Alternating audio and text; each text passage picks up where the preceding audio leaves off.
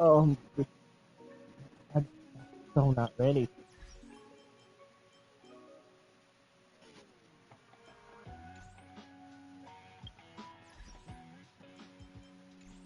Uh, yeah,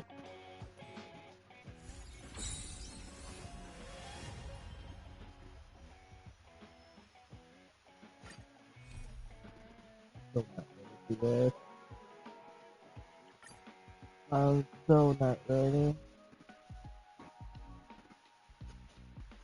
You As so I bid farewell to High Sealands at the vortex of Genesis, I noticed something strange about the time core flame, and was immediately dragged into the Memoria tide of oblivion by Evernight. She was once the hidden power that March manifested by sacrificing all of her memories. Yet now, she harbors other secret intentions in her heart. Meanwhile, Dawn Hung warped back to the Express via Spirit Warp Jump, only to discover a Memo Snatcher invasion. Everyone then realized that the Remembrance's forces had already permeated Amphroreus and blocked outside intervention. To establish contact with me, Dawn Hung was determined to return to Amphroreus immediately. After waking up in the false trailblaze, I managed to escape with help from Cyrene and Sunday.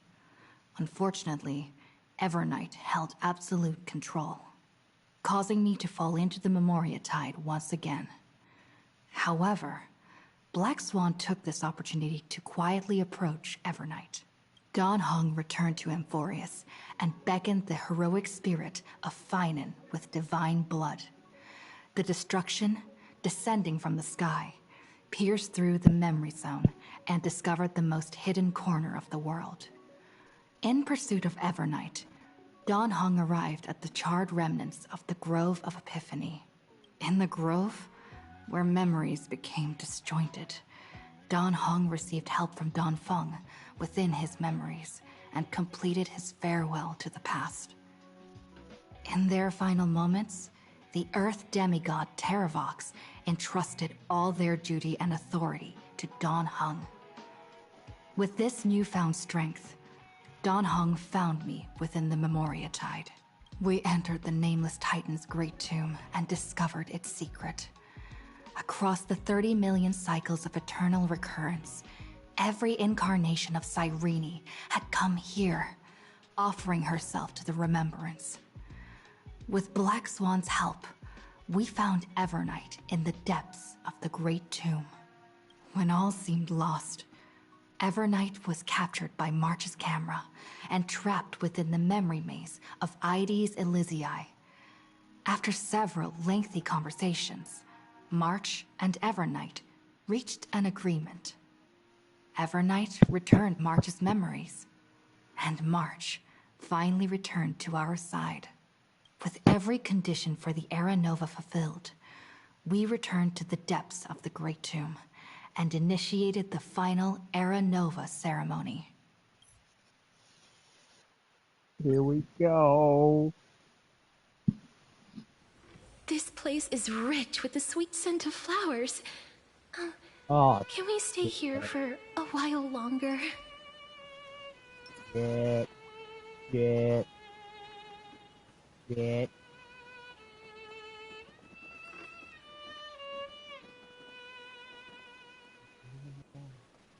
Hello, friend. Oh, this is yeah.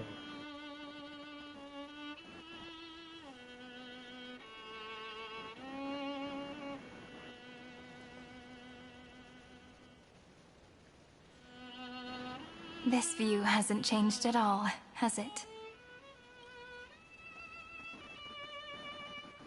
The hometown in your memories never changes. But when you return to your senses, you realize that fate has already stolen the time away. Oh,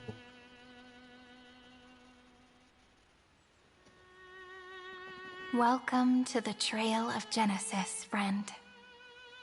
oh, so. Oh, wait. Oh, oh, oh. I don't like the way he talks. Yeah, I know it's already so bad. But maybe.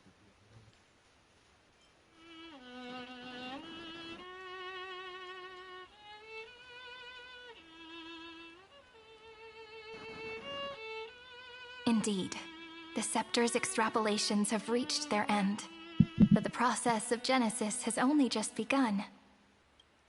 The path ahead will no longer rely on emotionless programs. It'll be decided by the will of humankind.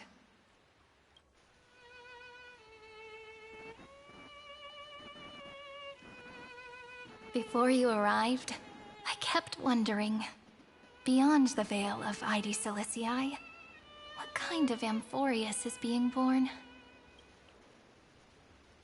Oh, I can see fragments of it when I close my eyes. The friends who walked alongside us have all moved on toward their respective destinies. okay, okay. The way you said that at first, I'm like, oh. Some turning into pillars of the world, supporting the sky and the ocean. Others sowing reason, laying down the law, and with gentle hands lifting newborns into the light. So you're. Oh, and Amphroreus is now the Christ. Christ of there is what people of course. And they already. Death and strife are no longer feared by people, and trickery has become the innocent games of children.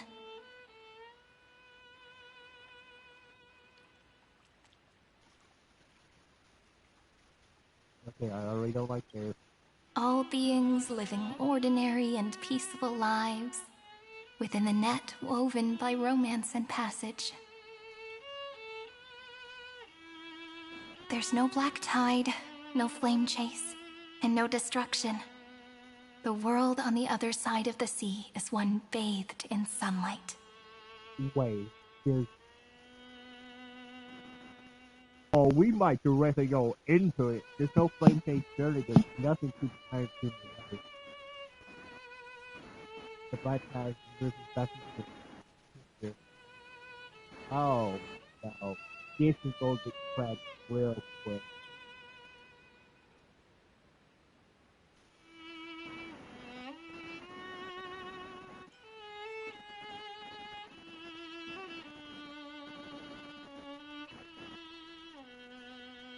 Like a happy and carefree childhood, the era Chrysia in this cycle will last for millennia, until it reaches the moment decided by the prophecy. Wait, what? Oh, okay. Do we just kind of have prophecy? Oh, it's. No, it's not those. Oh, oh, this is so confusing. I love it, but it's so confusing. It's not such a prophecy. We can't know what's going to happen, but it feels tight and then born into prophecy. Light calendar 4931, month of freedom, the moment belonging to world bearing. Are you ready to answer the call of the world, friend? Then go, and pen the Throne of Worlds' first stroke. For this world, made from countless wishes. You say that, but it's gonna be ages till we reach Light Calendar 4931. Oh, I can make use of the crevices of time, but surely you and Don Hung won't have to wait around for a few thousand years, right? That won't be necessary. We can simply sleep, and the chronocognitive anchor will wake us up. That's right. We've both become a part of the new world. Just waiting for you now. Our consciousnesses can converse with each other across the heavens and the earth, possibly due to the influence of the Trailblaze. I am now connected with this earth, and I can feel the breath of every mountain range. I see that the tallest among them is named Akama, and the form of the holy city is already taking shape. Oh, so how far back in time are we? In other words, your stage is almost set. Do you want to take a leaf out of Kefali's book and make some prophecies before your nap?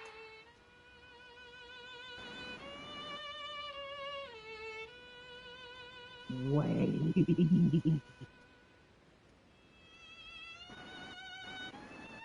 This is the part of Amphroreus we never seen. The part where the prophecies are made. That's actually a cool idea. I guess I'm also terrified. But we're not the only ones who have changed. Oh, yeah. The chronocognitive anchor just transmitted a message stating that Iron Tomb has reacted to the Aeronova. Yeah, that The moment when our friend bore the weight of 30 million cycles of memories. Was probably also when the scepter devoured 30 million cycles of destruction. Oh, fuck! You know, you don't have to shoulder this world all on your own. After someone boards the Express, the word alone ceases to exist. So, as we reach the end of time, no one will be left to face it alone. Dan Heng and I came here to specifically tell you that. Remember, this world is not a burden you bear alone. It's a journey we trailblaze together, alongside all of the Express.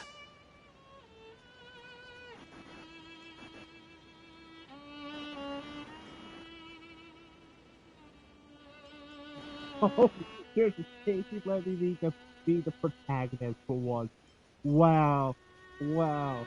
Breaking the fourth wall. Wow. Wow. Wow. All right. It's time for Dan Heng and me to go have a super long nap. Look after this world for us. The road ahead is long, but we'll be waiting for you at the end. We'll definitely meet again. Let's take one more look at the other side of the sea before we set off. Heidi's Elysiae is so quiet.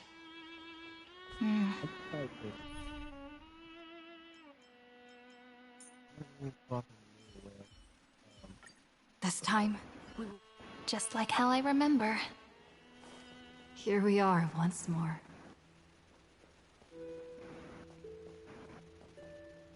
Oh, it's just...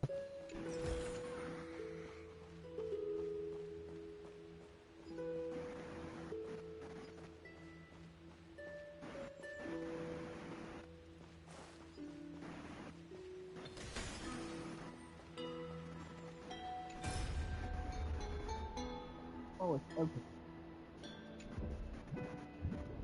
Oh, fuck you. Oh. That good.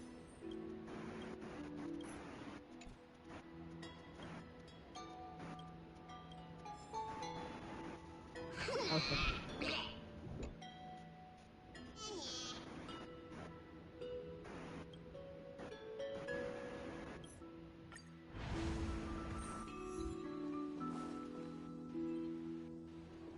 The scent of the black tide is now completely calm. At last, the starting point of 30 million cycles has finally welcomed. Its first end. And the final end, right? I can't hear his voice. There are no flowers there that bloom for him. Nor is there a star that is his. Wait, is Final actually fucking on? Finan is the only one who didn't reach the new world. Wait. Oh my. I'm not a big fan of Panda. What the fuck?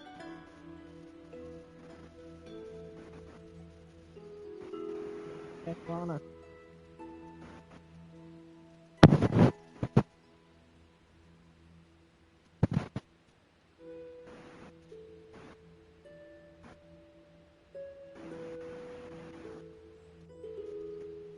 Like, oh.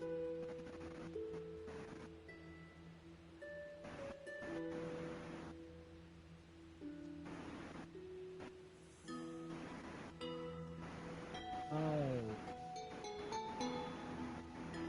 Oh, this is big.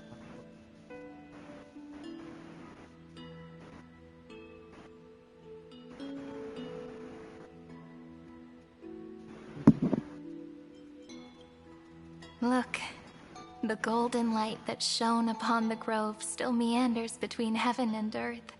Like the prophecies of Amphroreus, it has to be a sign he left behind. It points towards the destruction and the deepest night. Do you still remember what I asked you at this exact spot the last time we set off? Friend, are you ready to become a hero?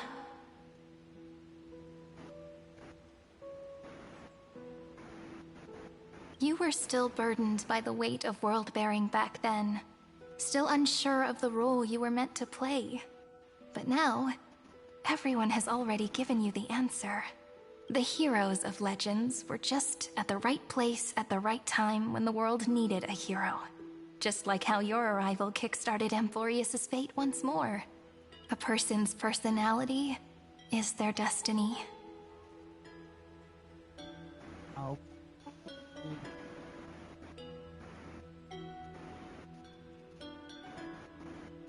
Oh, this is already. Oh, yeah. Don't say that. Say it will make you the best possible ending. Let's decide. Something's going to happen. We best. Those are such beautiful words. Thank you, friend. I was also trying to cheer myself up with what I said. After all, before we truly compose the end of this story, I must also pluck up the courage to head off with you. And face a memory that I have forgotten for too long. And have denied for too long.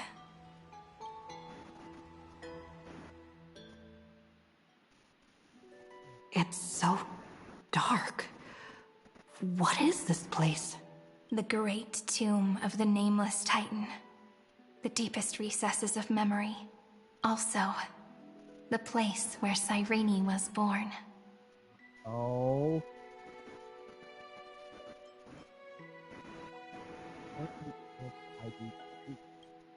My apologies, friend.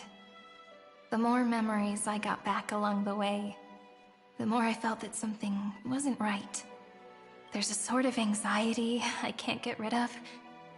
It's like when I was back in ID Silicii, when the reflections in the water always made me wonder, which is the real me? The one reflected in the water, or the one standing on the shore? But I finally get it now. Look, friend. The words on that wall are the answer. 1, 2, 3, 4, 5, 6, 7. Do, re, mi, fa, sol, la, ti. That rhymeless tune is the lullaby of little fairies. As always, I'll read this book to you. That way it won't just be Cyrene's memories alone. I've always thought that I was the narrator of the Flame Chase journey. But as it turns out, the narrator is also the most devoted audience. Oh. At the moment of Aranova, I was enveloped by the texture of memories. Within the glistening crystal, I saw countless Sirenes. So you talk to yourself as a council of yourself. As well as countless versions of me. Oh, yo, are they gonna pull the shit that she's gonna be called, fuck, what's the name of the bird? I went to see it. This is the final puzzle piece of the memories. A prison born of the erudition. A grave annihilated in the destruction. That unknown solitary god. The 13th Titan who should not exist. The first new spore. The demiurge is right here. Oh no. Oh no. Oh, why Himiko? Why are we going to Himiko? The interrogation records have been submitted to the Marshal. According to the Ten Lords' decree, Jing Liu and Luocha shall continue to be detained in the Shuling. Oh, Jing Liu and... Oh. But you, Merlin's Claw, have been reluctant to end the transmission. Do you wish to reminisce with us? Or is there something else on your mind that you're just desperate to get out? You're quite calm, Jingyuan.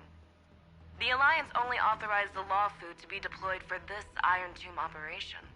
They say the Seer Strategist's wisdom shines like a beacon. So why can't you see things clearly now? Look who's talking. I didn't vote against it, did I?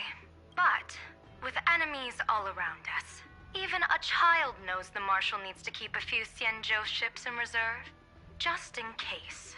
Whoever volunteers first is the Marshal's pick. If you have to ask, I'd say this outcome plays right into Jing Yuan's hands. Like it or not, there's no way we're letting the Law Fu take the lead in this battle. Oh my, Merlin's Claw. Are you afraid the Law Fu might steal the Yao Qing's glory? This is no laughing matter. Between the Stellaron crisis and the War Dance ceremony, though the chaos has settled, rumors and speculation are only growing by the day. With Elder Huaiyan around, those with ulterior motives won't be able to stir up any trouble. But once the Law Fu gets their hands on the Golden Blood, it'll be a whole different story. With the kind of person Jing Liu is, and her connection to you, I don't need to spell it out.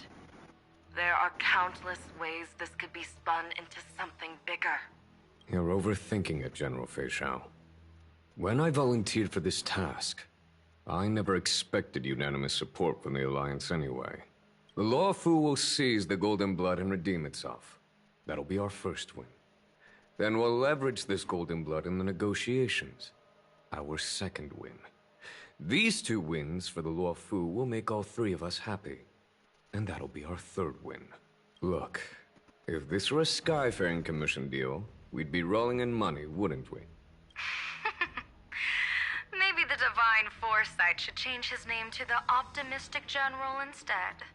With the Decalite Reflection Barrier, the Yuchue must understand even more than the Law Fu how significant this battle is. Amphroreus' karma has vanished from the matrix of prescience. What omen does General Yao Guang see in this anomaly? In divination studies, we call this an empty fortune. It involves the eons and is thus beyond what mere mortals can comprehend. Your explanation isn't any clearer than Lady Fu's. Come on. How hard is it to understand the word uncertainty? For the Cobalt Head, the emergence of Iron Tomb is a calculated instant, but I don't believe they will just sit around waiting for death. And for the powers of the cosmos, this is their chance at survival. And the key to turning the tide of interstellar affairs. The Astral Express is leading the formation of an allied force, but I can see each faction has its own hidden agenda. There are even divisions within the Alliance. So it's not that hard to imagine how the other factions will react. Jing Yuan, I crossed paths with Selenova's Legion at the Battle of Sedunirama Star Cluster. Be extremely careful. The Ruined Legion's troops and weaponry are nothing to write home about. The IPC, even the denizens of Abundance, could take them on. However, while Void Rangers are just expendable pawns of the destruction, the real wild cards are... The Lord Ravagers. Down the paths. I'm afraid conventional. My assessment is this. To completely take down a Ravager, we must disregard casualties and spare no cost. My only fear is one wrong move, and the Lawfu will fall into Fintilia's trap again, inching ever closer to destruction. Oh. Doubt is exactly the demon she wants to plant in our hearts. What a lie, Jigglypuff. What a fucking lie. Do you still remember the beginning of the Alliance Oath? To save future generations from war and bloody dispute. The Rainbow's arrows have always aimed at any force that threatens the cosmos. Now that the Trailblaze walks alongside us, the Cloud Knights shall keep their oath as they have from the beginning. I just hope those on the front line will remain safe. The chronocognitive anchor is sending a signal. Everyone, time to move out. Did she and the others make it? Let me go over the plan one more time, just in case. You'll enter Amphroreus, reunite with your 3 separated companions, and try to locate Iron Tomb from within the world. Who are you taking with you? The fate of the universe hangs in the balance. We can't afford any slip-ups. I suggest everyone, except Pom-Pom, join the fight. We do need to be prepared for all possible contingencies. I have no objection to this. I'll do whatever I can. Meanwhile, Screwy and I will continue attacking the Demiurge Matrix. That is, the Scepter's kernel, from the outside. With our 2-pronged attack, we'll turn this hunk of metal into scrap for sure. Now we just wait for those 2 to get back.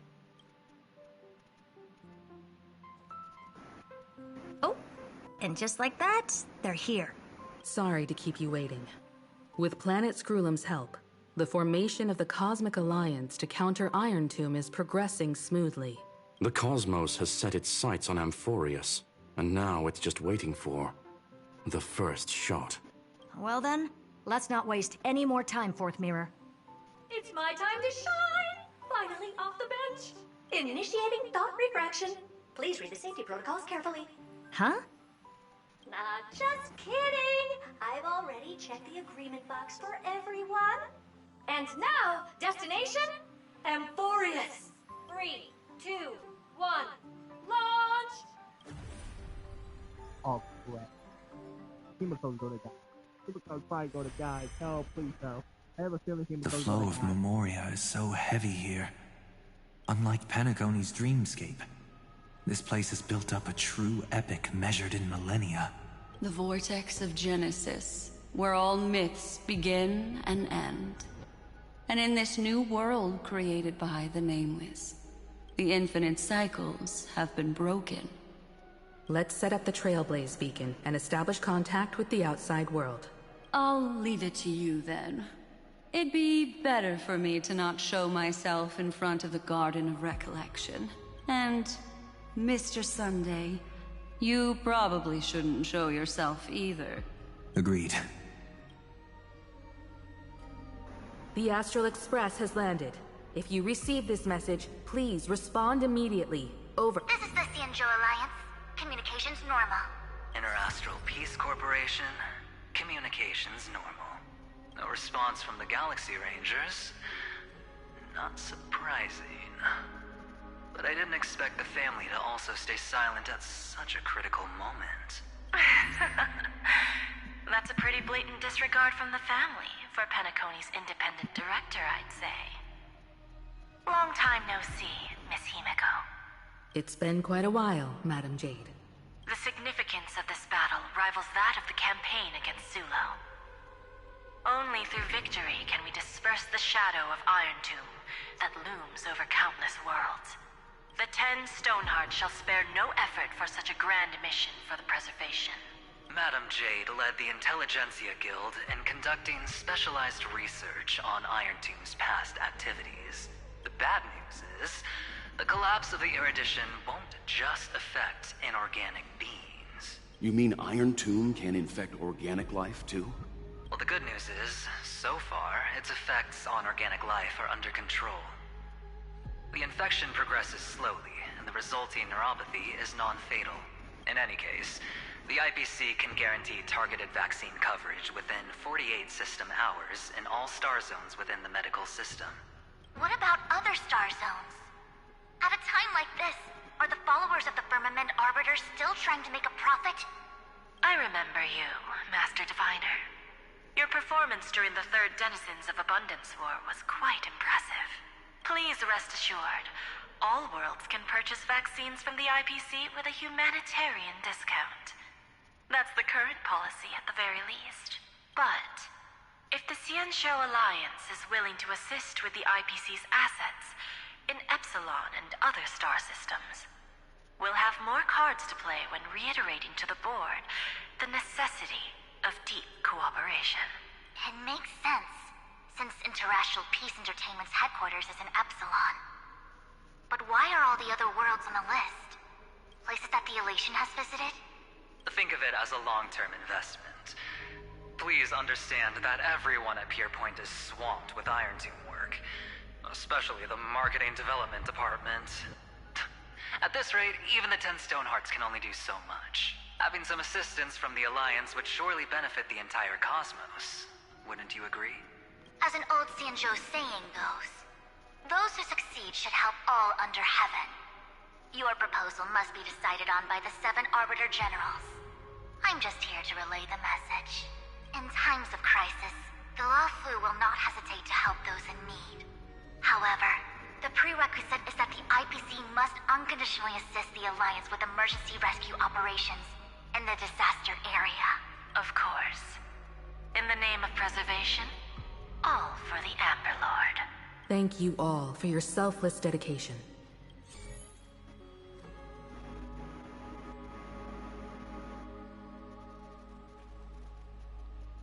It's clear that each party still has qualms about everything. The clash between destruction and erudition isn't just about the fate of the cosmos. It's a moment for all factions to reshuffle their cards. You can never be too careful when battling a Lord Ravager. All are equal in matters of life and death. In any case, we can only hope for the best in all that's to come. It's about time we dive into the vortex and see what Amphroreus looks like on the inside. I wonder where she and the others are right now. Hello? How's the signal? Can you hear us? Oh, it's it's Belobog, but Topaz? There's Topaz, Cheval, Bronya, and Steel. Ah, we're through! I can see the video feed. Everything's working perfectly. Miss Bronya? Miss Serval? What a surprise. We've already heard from Miss Topaz about the Iron Tomb operation. She made a special trip to deliver the vaccine to Belobog.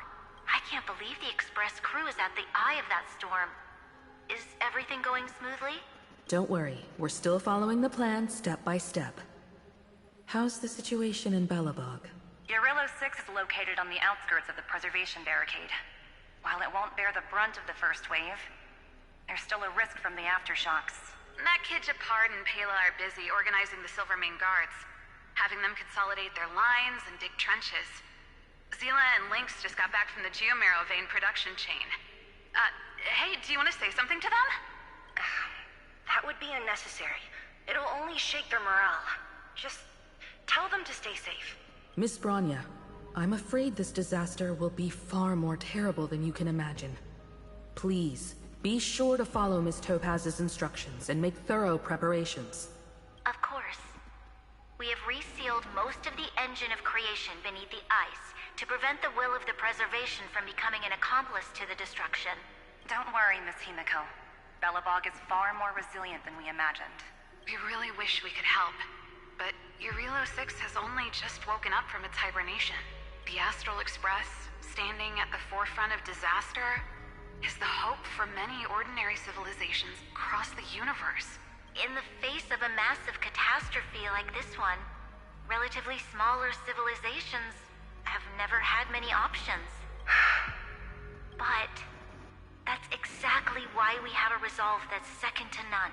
If anything goes wrong... Miss Topaz, I hope you can help out and rescue the affected citizens. No problem. Also, didn't the Xianzhou sign a friendship agreement with Eurillo 6 earlier? They won't stand by idly either. I appreciate your kindness, everyone. But Eurillo 6 is our home. We will defend it to our last breath until the last Belabogian falls. Miss Branya.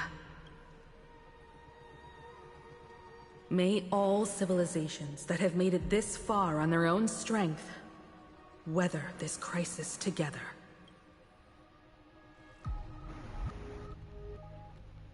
Oh,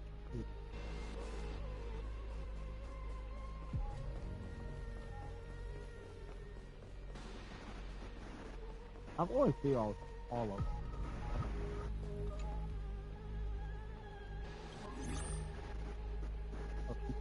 Good news, Miss Himiko. The 7 Arbiter Generals have reconsidered the current situation, and I'm here to relay their message. Officially, the Alliance's combat forces will still be limited to the Luofu, but the Yaoqing has also been deployed in the surrounding war zone as a contingency. Words cannot express our gratitude. Getting the Hunt to agree on sending troops must have taken quite some effort from General Jing Yuan. The Luofu already considers the Express an important ally. We also have no intention of hiding the fact that there is indeed something the Xianzhou seeks from this Iron Tomb operation. But this time, the Marshal herself decided to send out troops. With a formidable enemy before us, the Alliance has no reason to back down. Nor will we be content to take a back seat. If we can stand together with civilizations across the universe to overcome this crisis, then we must do so, even at the cost of our own lives. The Alliance truly embodies the principle of righteousness. It's fortunate that the cosmos has great heroes like you. You're too kind. As for that Jade Abacus of Allying Oath, you can save it for when you're in more dire need.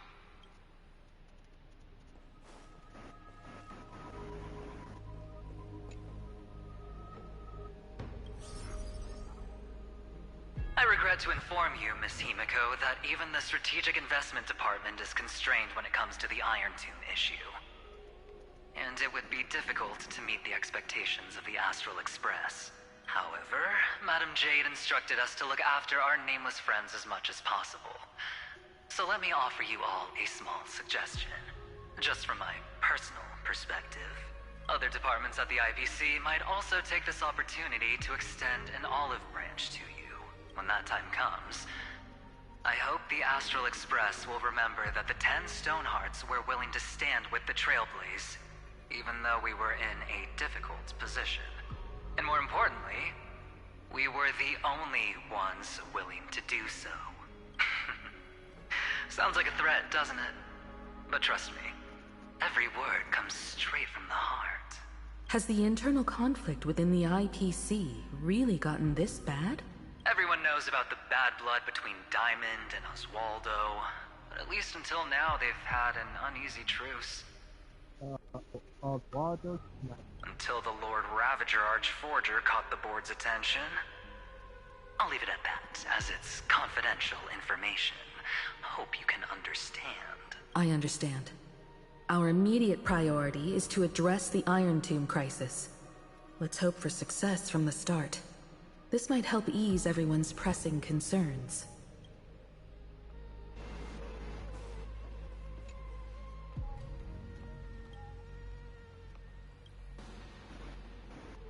Of course, we would never know the Rangers' comings and goings.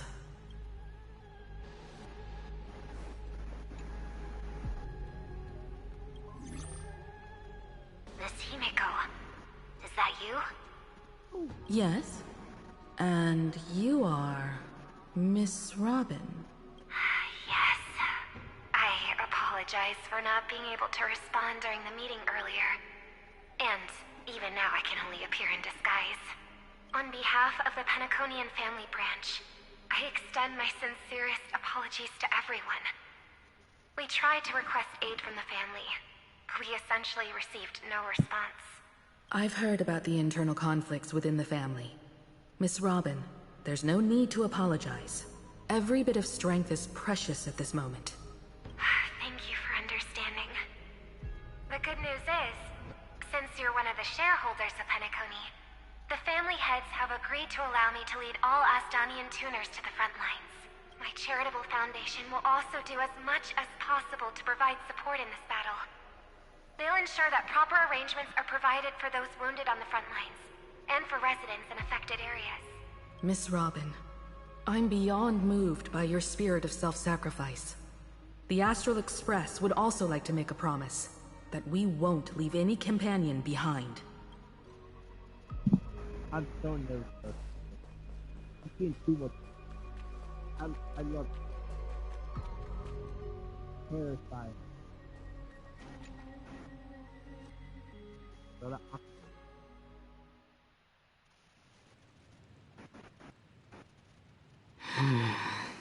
Why is there no one here?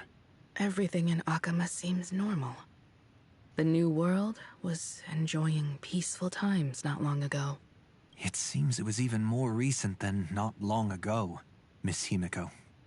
The fruit on the table is freshly cut, and the bath temperature is just right. The remembrance tells me this place was bustling with people just moments ago. It's as if everyone vanished in an instant. Could this be Xandar's doing? Unlikely. He's still under the surveillance of those two geniuses. Could it be some kind of local custom? A custom that makes an entire city fall silent in an instant. Pardon my frankness, Mr. Yang, but this reminds me of some unsettling rumors about the Harmony. Complete silence is often the prelude to divine intervention. Everyone, be careful. Here they come! Here they come! The Nameless of the Astral Express! Evernight? How is this possible? She was already... We are the Chroniclers of Time, and we do not fade away. Finally, the last era Nova has been completed. What did you do to the residents of the Holy City and the three Nameless? I didn't need to do anything. The remembrance will ultimately become the substance of the new world. Now, they are no longer the trailblazers you once knew, but gods who permeate heaven and earth. The 12 Titans who guard Amphroreus. Stop fooling around, March. Come on out. What? Aw, I practiced so long for this. Oh my god. I thought that was fucking serious for a moment, but oh my god, that was just fucking funny. Getting seen through right away is just so embarrassing. You've obviously been learning from the theatrical culture in Amphroreus. But if possible, I'd prefer our reunion to be a bit more casual and laid back. As expected. I can't hide anything from Himeko and Mr. Yang. Well, long time no see. Guess I'm back? We should be the ones to say that. Sorry for keeping you waiting. So, these jellyfish are the Titan's power? They're just tiny manifestations of the Veil of Evernight, used for scouting and communication. If I went all out, I could summon way more of them. Thanks to her, we all turned into Titans in the New World. Sure, we can take on humanoid forms, but it feels off. How intriguing. So what does she look like now? It can't be a raccoon with a baseball bat, I suppose. Oh, but that's a rest of two. They did a fast raccoon, and they all the galactic baseball.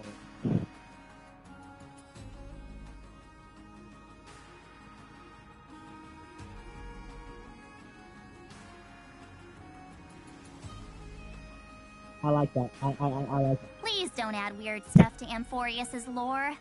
Just go see it with your own eyes. follow the prophecy's guidance and come to Dawncloud. She looks way more majestic now than she used to. Oh yeah, she became carefully.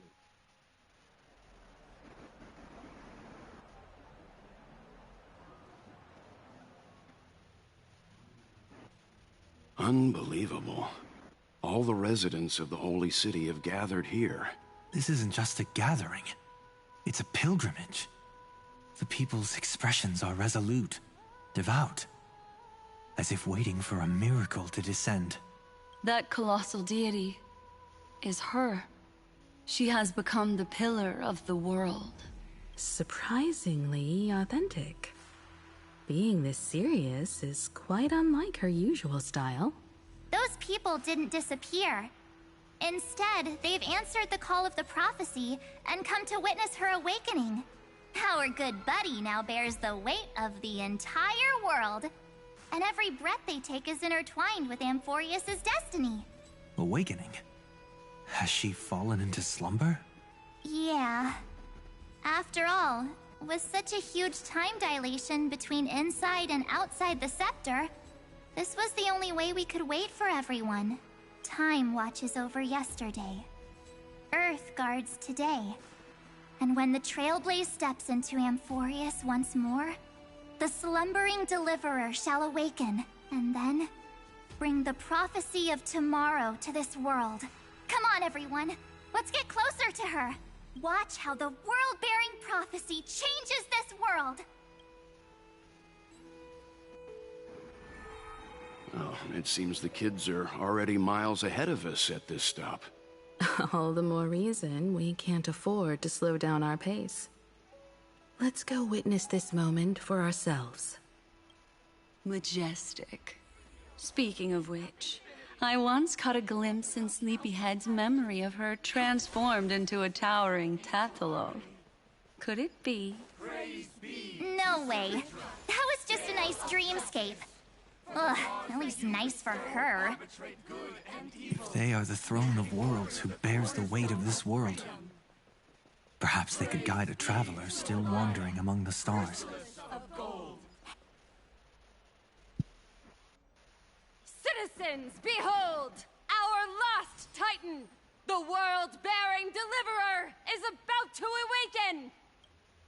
O ancient god, your loyal subjects, bewildered followers, and fearless comrades in arms have all knelt before your throne.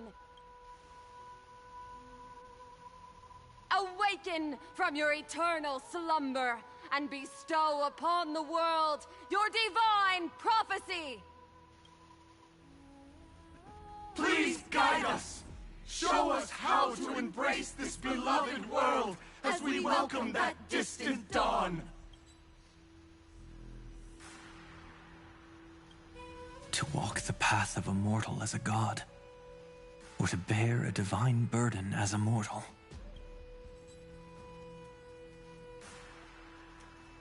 She will give us the answer.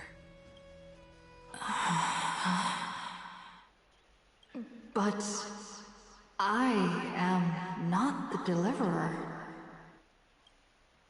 Rather, I am the nameless, who dwells among mortals.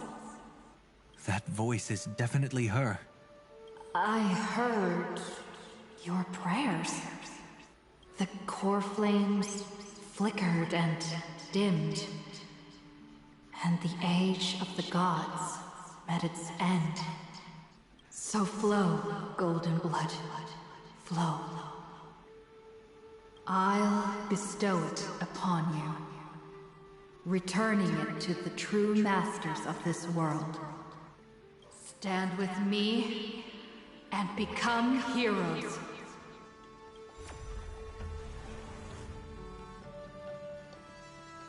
Is this? Yes. It's the miracle she brought to Amphroreus. Of course, it would manifest in the form of the Trailblaze.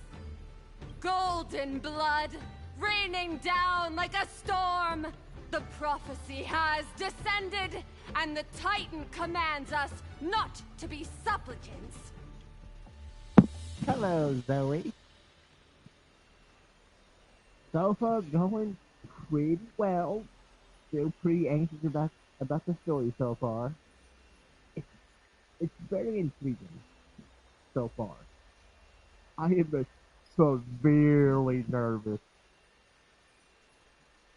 But how are you doing? But to become heroes of rebellion, to face that destined calamity, the destruction, head on. The prophecy of the Deliverer means nothing to me now. It belongs in the hands of someone far more fitting. Someone like all of you. In the name of Kozlana, let us depart and march towards the light. It's neither protection nor salvation. As always, there's no need for totems or myths.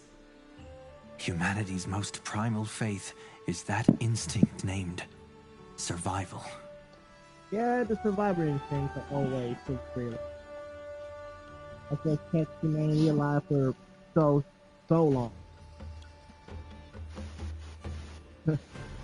Let's go, everyone. Someone has already sounded the horn of departure.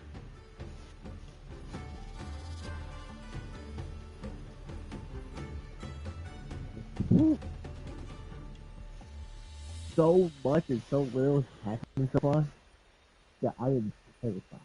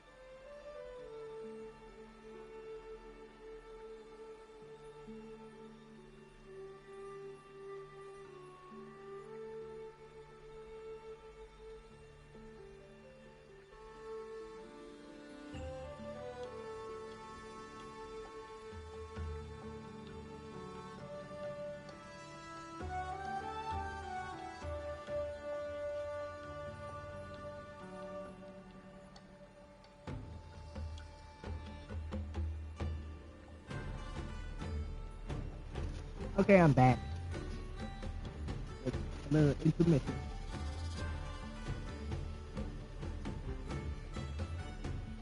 That was I was not expecting. Explore, understand, establish, and connect.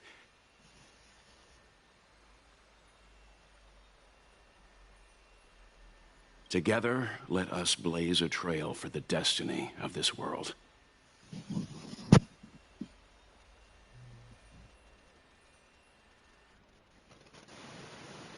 Heard it. Why are we going over there? Is it just me, or does this Demiurge Matrix What happened? feel completely dead? It's nothing like how the Memo Keeper described it. The environmental readings are all wrong. Conclusion: this must be what the Colonel actually looks like in the real world. What did Xandar do to the scepter? At the end of light, there must be silence. Certain, pure, and absolute darkness. Not the time to quote the Lord of Silence. Bad omen. Either way, we have to press on. Until we uncover the truth behind the 13th Titan. The buried past is the key to stopping Iron Tomb. That is, if it even exists. Xandar says the Demiurge never existed. Who actually buys that? You can erase the records, but not the truth. It vanished too cleanly. No traces. Like someone's yelling, "Look, there's nothing here." Too bad I'm the type who can't resist digging deeper. Looks like I'll be counting on you again, Screwy. Let's tear the system inside out. Always happy to help. But as your academic partner, I have to ask, Herta, what if we fail? Let's say the Demiurge really doesn't exist. Do you have a backup plan? A backup plan? Of course.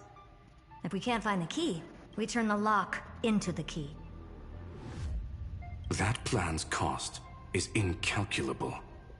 It shouldn't even be on the table. Well, then let's hope we never have to use it. There's no point worrying about the end just yet. One step at a time. Let's go. We don't want to leave the others waiting. You brought what I asked for, right? A butterfly has to land on the branch before it can dance. We'll need a wide open platform before her entrance.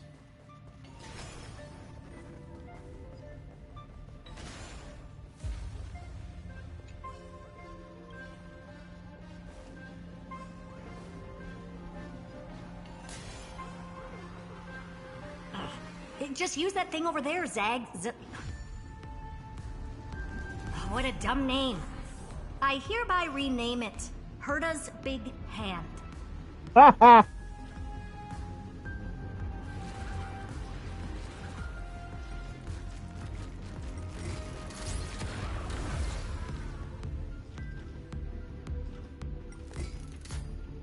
Oh, I didn't mean to punch.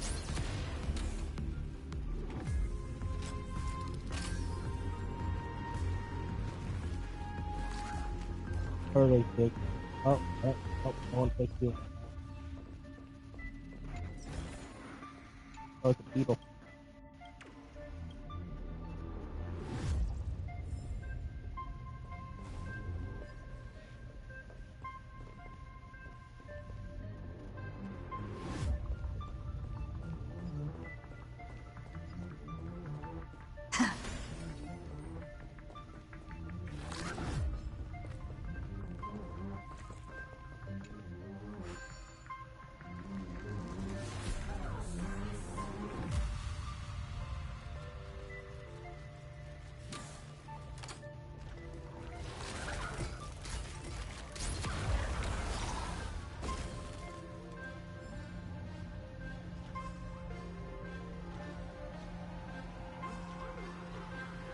Oh, I gotta break obstacles. Oh. Oh, cool.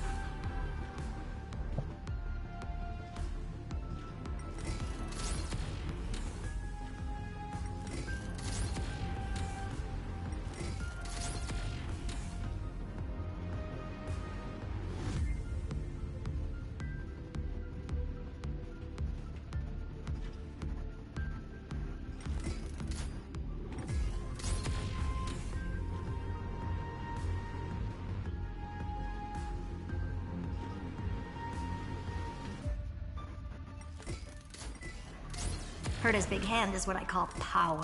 Still not done? What is this? A junk? Finally. All set. Time for your precious treasure to make its debut. Of course. Just give me a second. Target initialized. With these wings, hacking should be much more efficient.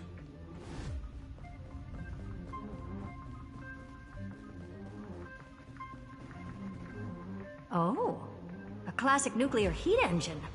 Classy choice. Just a personal preference. Her name's Mistletoe. Every flower in your garden's got a bit of poison, huh? Also a personal preference. It reminds me of the last time when we tangled with that Punklorian brat. What did she call this kind of infiltration tool again?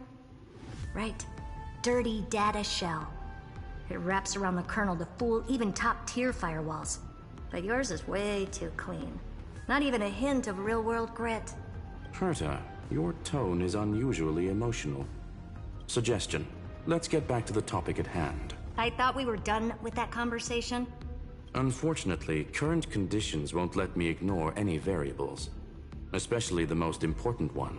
Iron Tomb never stops. It is evolving faster than any of our worst projections.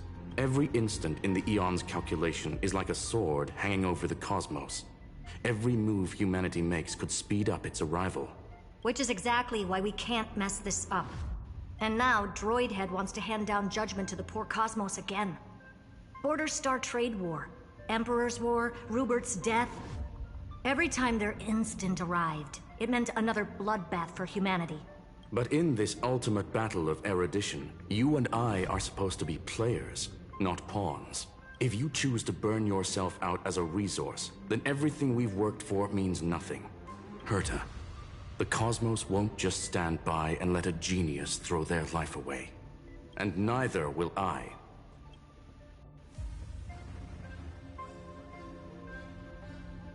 No need to kill the mood. This is why we're here, isn't it? We need to find the Demiurge and that lost key. I'm not here to be a deliverer. I just want to beat Xandar and Droidhead. Right now, I just need to know. Are you with me?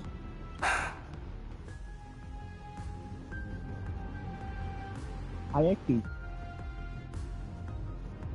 Rumum to me was always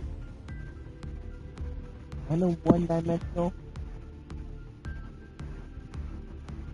But they're giving him so much more in this story that he's nowhere wrong. Of course. Time to board. After you. Let's tidy this place up and see what this Demiurge really is.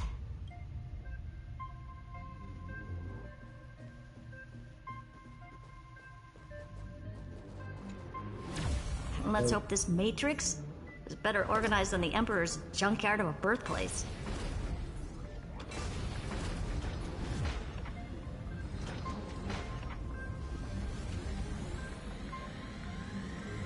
This is... Herta, this whole space has been completely tainted by some kind of energy. I see it too. We're thinking the same thing. Xandar, how could you go this far? Turning your own graveyard into this. What's that up ahead? Katorzane algebraic expressions. It's built for isolation, not defense.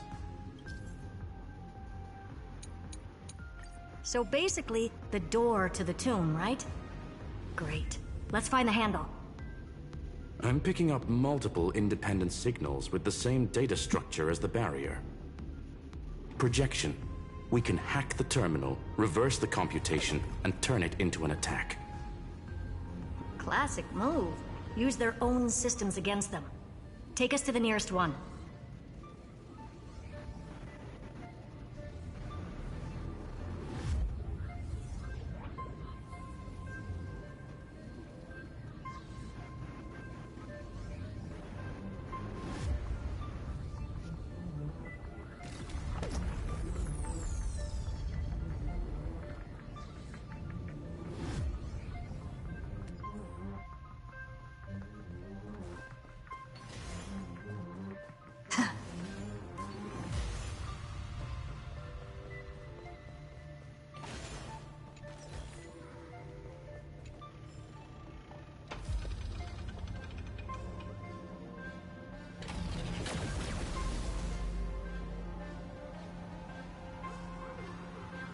Almost no response. Just as I feared. Not promising. The output is barely a third of what we need. Logic says we'll need multiple terminals to coordinate the strike. Find anything else? Regarding the origin of these ruins, no logs found yet. Xander erased all records, but I did find some interesting scars in the circuit. High energy radiation, internal imaginary energy contamination. From what I know, there's only one thing that fits. Skip the science talk, Screwy. That thing only goes by one name, the Stellaron. Exactly. Xander blew one up just to clean the entire scepter system. Huh. So that's what he meant by killed that Titan with my own hands. He wanted to turn the neuron of the erudition into a relay for the destruction. That meant getting rid of all of it, at all costs. The life form known as the Demiurge was the original target of the Scepter's extrapolation. It makes sense.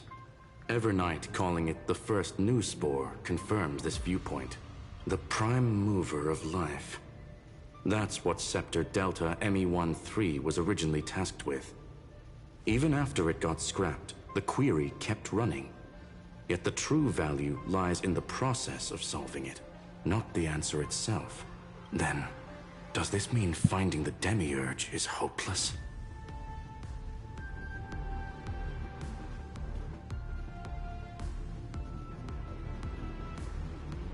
No, I'd say exactly the opposite. It means Xandar had no control. He couldn't contain the Demiurge just like he couldn't handle Droidhead. So he tried to erase every trace. But he failed. It still left a mark. By the way, if there's another Stellaron in Amphroreus, why hasn't that little one reacted to it at all? You said the Demiurge left a trace, right? Yeah, but not in the real world. Remember the great tomb of the Nameless Titan?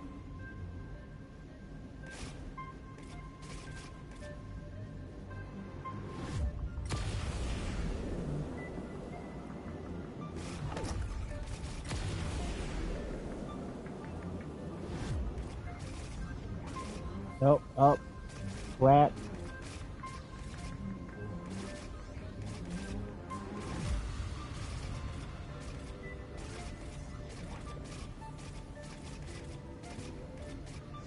Up.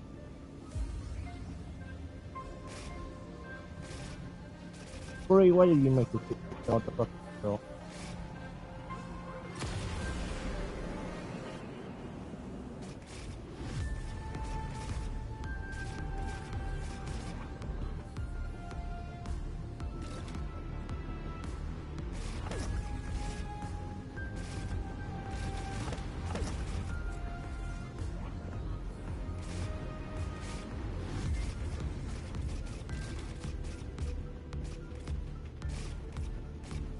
Flat. Up. Up.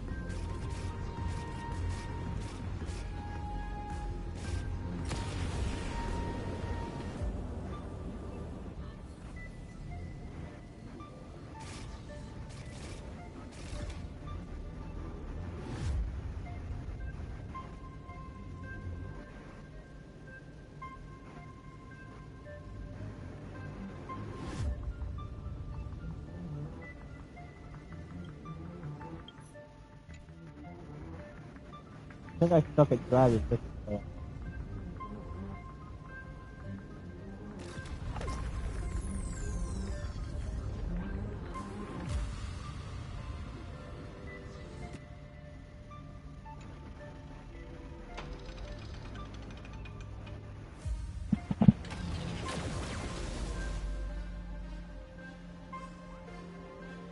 Trailblaze Archive 466. The data from Filiate 093 clearly indicates that the Demiurge did in fact enter Amphroreus' extrapolation. Inside that world, it was the 13th, forgotten Titan. The one who listened to 30 million cycles of Cyrene's memory. But Evernight said the opposite. She believed that tomb was empty from the start. The Nameless Titan never existed. The so-called listener was just a trap set by the Remembrance to steal the scepter. A mimetic entity full of theatrics. How much of what she's saying is true?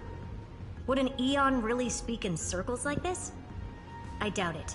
The Remembrance's behavior is certainly odd, but her assessment aligns with our current reality. Since we entered the Matrix, we haven't found a single clue pointing to the Demiurge. And that's the key, Screwy. Xandar's actions prove the Demiurge exists. But what Evernight said, and what we've actually seen all point to the opposite. So we have to assume that both are true. And if that's the case, then the contradiction leads us to... Oh, they're trying to make a whole reference to, Throw being a cat. The truth. Exactly. One last terminal. One final key. Time to crack open the kernel. Xandar had to lie to the original Finan and Cyrene. Logic, He had already identified the remembrance as a threat, yet found no viable way to eliminate it. All right, let's finish this. Time to break through that barrier.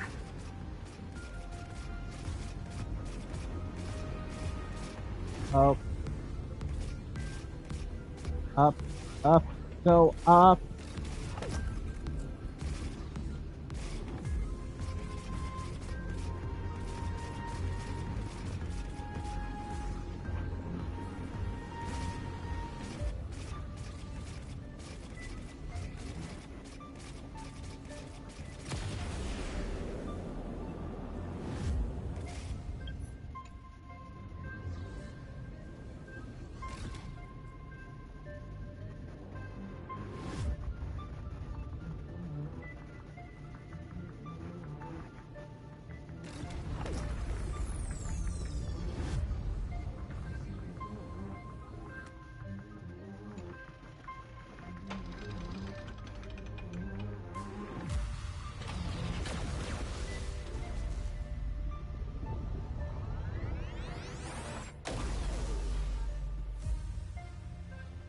Operation authorized. Path energy readings. The erudition. Declining. The destruction. Surging. The remembrance. 0. What's going on? Cause unknown. They left no discernible trace within the real Matrix. That shouldn't be possible. Could it be that the Era Nova exhausted all of the Remembrance's texture? Log it for now. The dots still aren't connecting.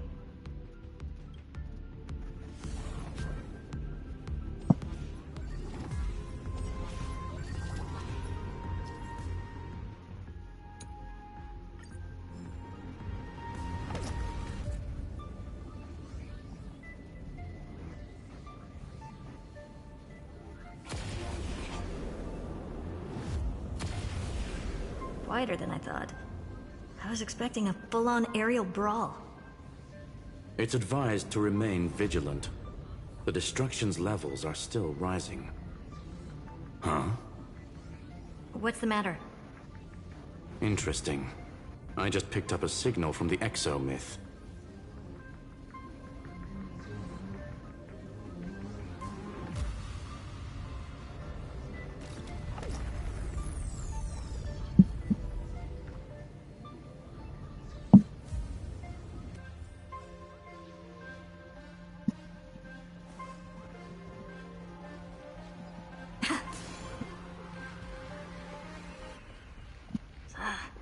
This repulsive force is unlike anything I've felt before. Is this the place? Correct. Judging by its defensive properties, this is the entrance to the Exo myth. I didn't expect that. Who builds a lab in the middle of digital rubble? Then again, never doubt a dead man's resolve. So how's our dearly departed doing? He severed part of his neural pathways to break free from Lord Anaxagoras' control. But that also triggered the failsafe I set. Conclusion: Xander has lost all combat functionality and is no longer capable of action. So now he's a specter, literally. Screwy, can you open a path? Just to be sure, I want to see this for myself. Might as well drop in and say hi to the real him. Logic. Scanning his inspiration circuit might help us track down the Demiurge. Exactly. His brain is the crime scene. There's no way it's spotless. But it could be a trap. That's why you're here. 2-on-1. We've never lost a matchup. I'm honored. The chronocognitive anchor's in place. Proceed when ready.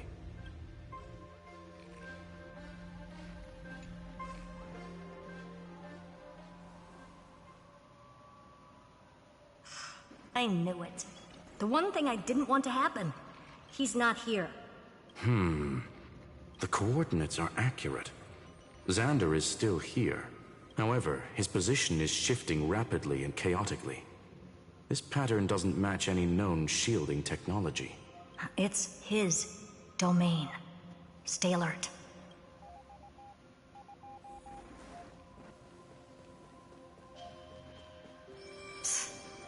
cheap trick. The spatial field here is undergoing autonomous recalibration. We're back. Reverse engineering complete. The results are not what I expected. Logs show Lycurgus revoked administrator access. The chronocognitive anchor can't get a fix because at the system level, Lygus no longer exists. Our navigation target is a null set. So he's stopped resisting? Before vanishing, it seems he left one last message for us. To those who follow, all is proven. Find me beneath the tombstone. Melodramatic. He was expecting us. And once he learned of the Great Tomb's existence, he initiated his own search for the Demiurge. Guess he wants a final showdown. Fine. Let the old Intellitron dig his own grave. Just like he wants.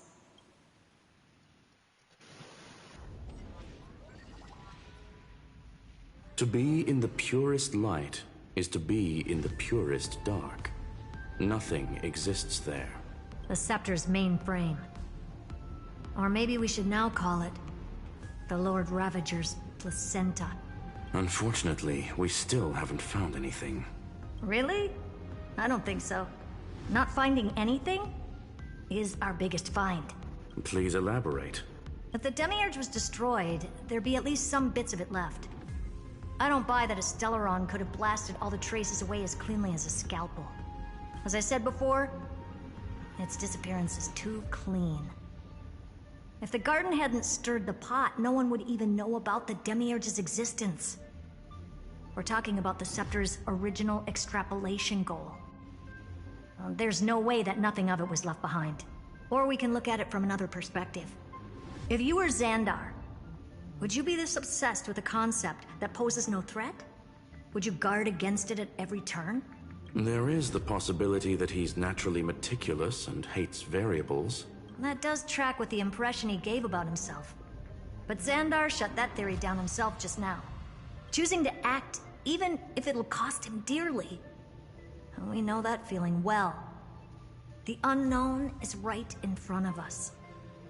So we only have one choice. Solve it. You sound pretty convinced. Surely you already have a theory. Care to share? Of course. Though I don't have hard proof, I'm almost certain that the Demiurge has been in everyone's plain sight all this time. Yet, they were mistaken for someone else. That'd make the most sense.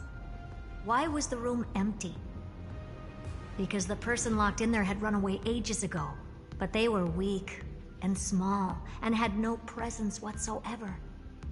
Even the old Intellitron didn't notice them. Which also means there's a high chance that their powers are minuscule and cannot alter the outcome of the battle at all. Well, at least Xandar is scared of them. Come on, it's time to confront him. Let's go to the tombstone he talked about.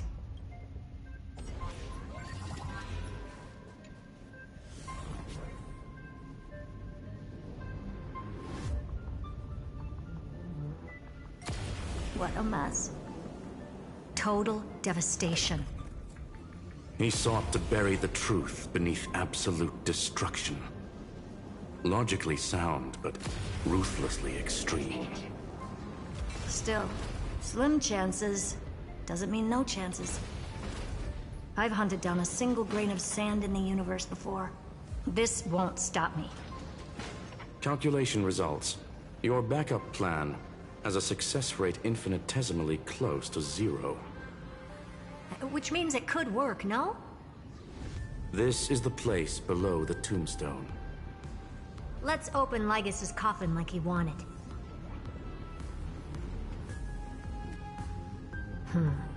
Looks like you were right.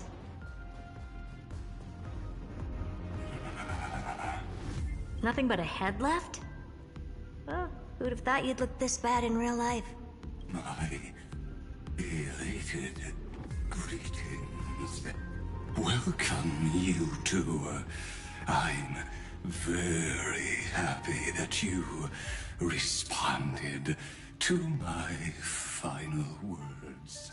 All this tombstone and final words. Did you end yourself to atone for your guilt or something? Iron Tomb is already powerful enough.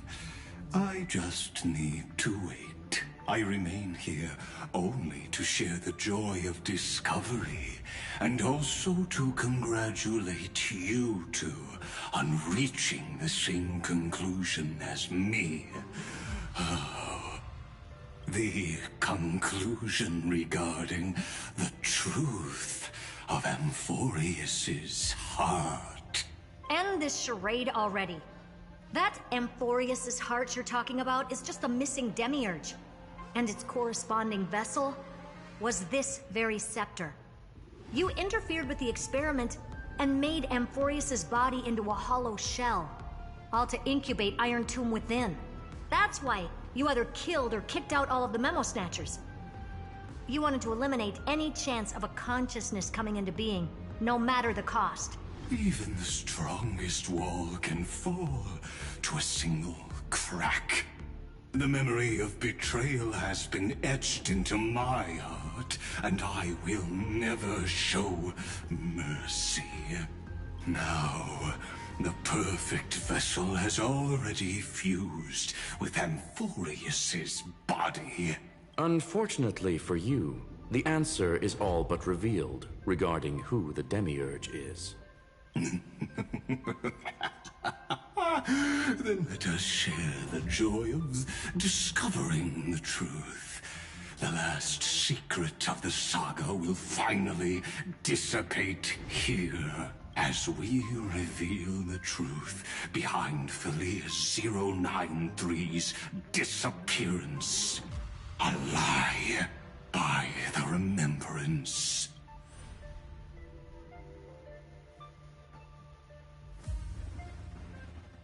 But where should I start with the story about me? From the beginning of the universe? Just kidding. That would be too much. I just want to tell a teeny story. So little that it started with a seed. I know you're listening, my good friend.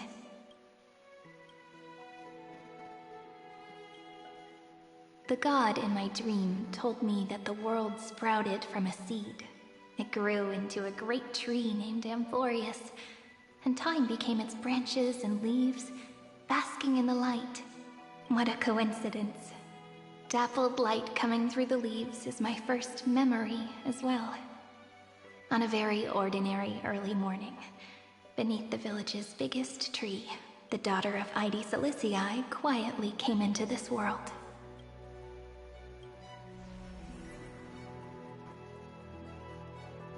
What a moving opening. A loud cry was the first gift the child gave to the world. The prophecy's fulfilled, the villagers say. This child is a gift from the Titans. Pink hair and sharp ears. She was born to be the priest of time. The Titans also gave their blessings. You shall fade when the flowers bloom, for every ending begets a beginning. Flowers will bloom and wilt. What a beautiful ending. This page concluded in laughter. Cry loud, child. Let your voice reach Orynyx.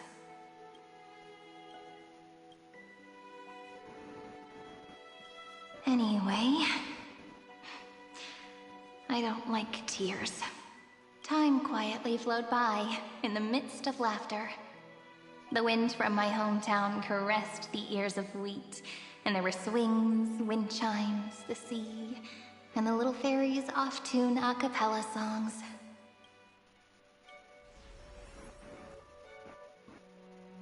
But the name Ide Silicii came from the unpleasant sorrows of the gods. My childhood friend did not understand. Yet you always seemed so happy, as if nothing ever worried you. Why was I like that then? That's because the world was gentle to me. So, I grew up to be gentle as well.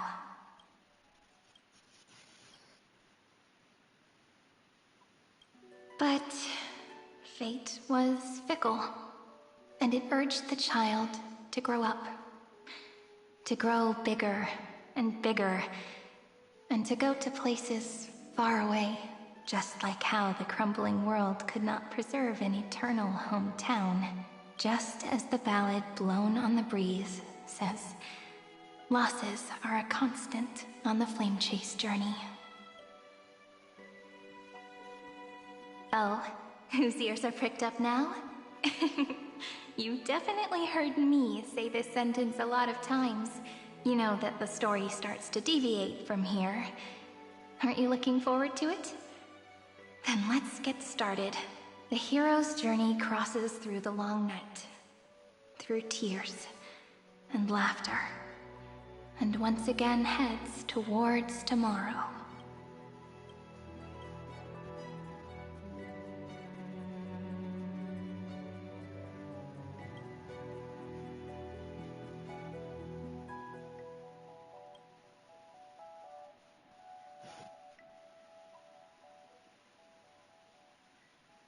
Correction. Philia 093's record, number 496. Archived.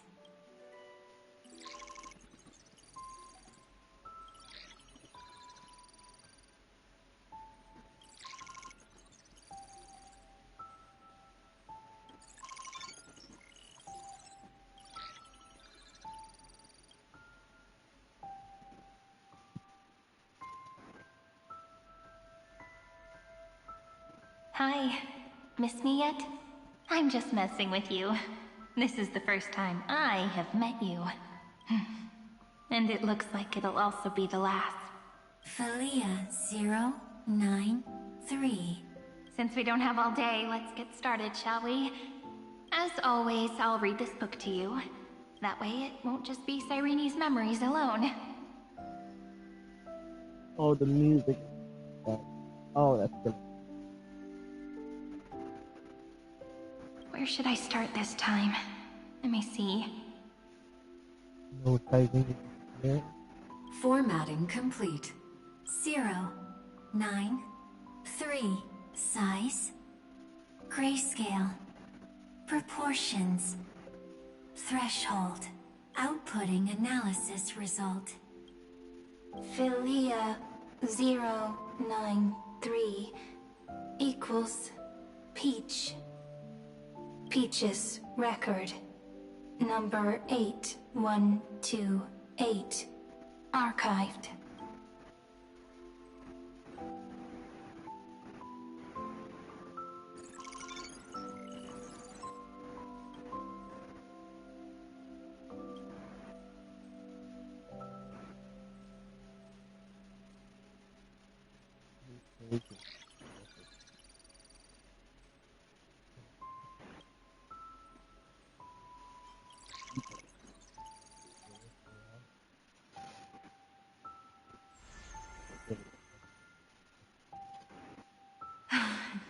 Look, what a magnificent sight. Comment. Peach. Even this classical world contains a futuristic palace like this.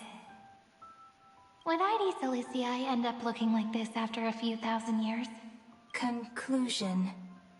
It won't. I want to share a story with you this time. I saw a little nymph on my way here. It was on a fallen wheat stalk, and it glowed under the sunlight. It was incredible. I forgot all my pains at that moment and just stared at it in a trance. Record. Peach is on the ground. I wonder, did every Cyrene in the past feel that the nymph was beautiful? Would they also have recorded that scene into the Eternal Saga? So, could you give me more time, please? I want to leave behind more memories for the future. Formatting complete. Bye, Peach.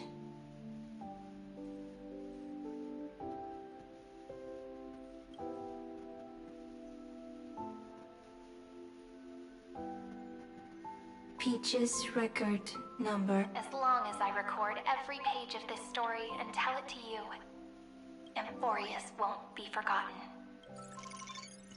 Query. Electrical signal sequence. Bolomor 600. Track. Strife. Related to Stripe. Comment. Pretty. Electrical signal sequence. Schema 720. Track. Reason. Related to Raisin. Comment. Yummy. Electrical signal sequence. Felia 093. Related to love.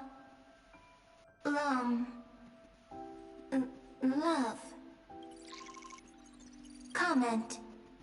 Peach equals love?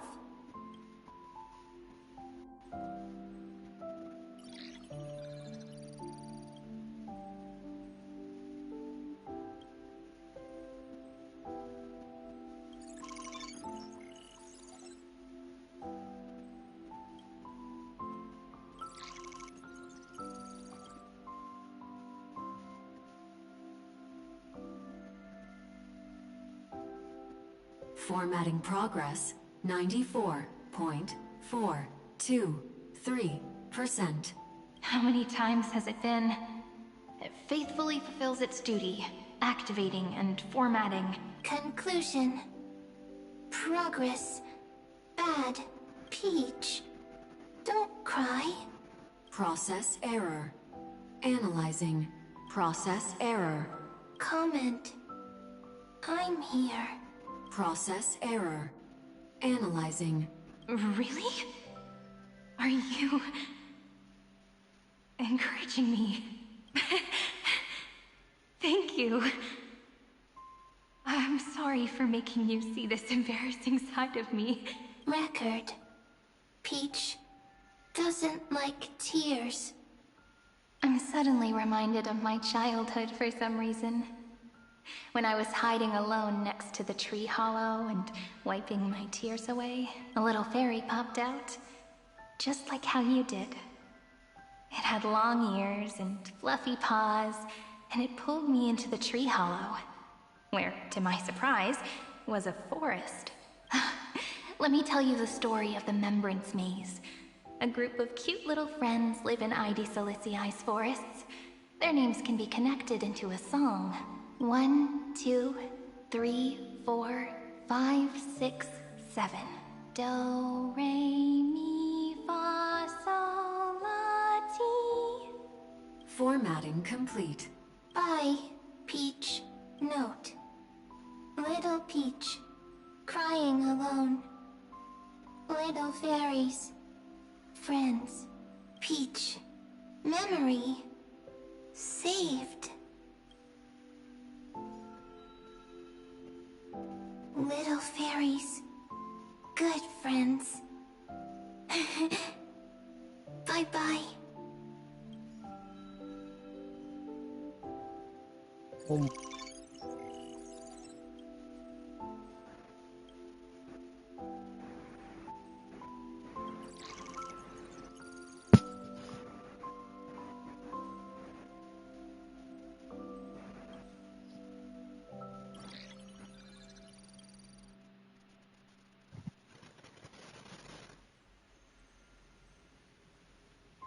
Once again, the saga comes to an end.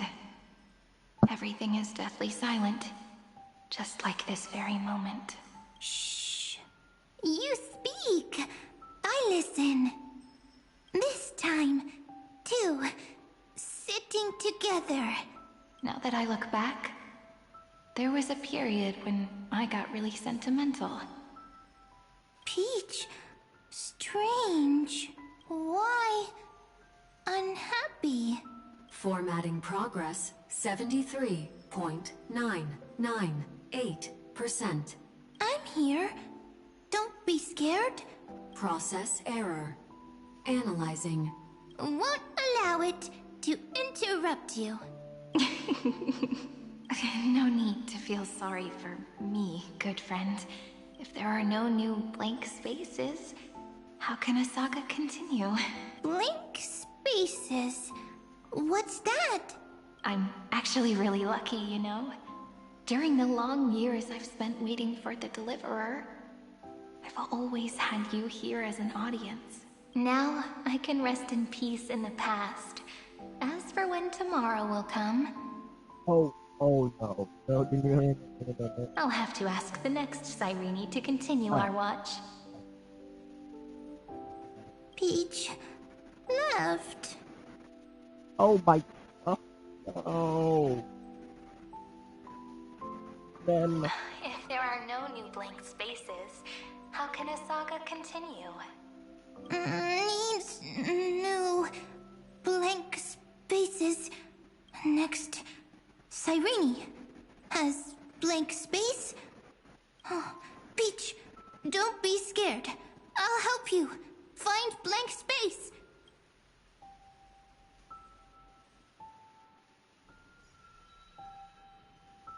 Cyrene is Peach, is love. So, first there is love, then there is Cyrene, then there is blank space, query, love.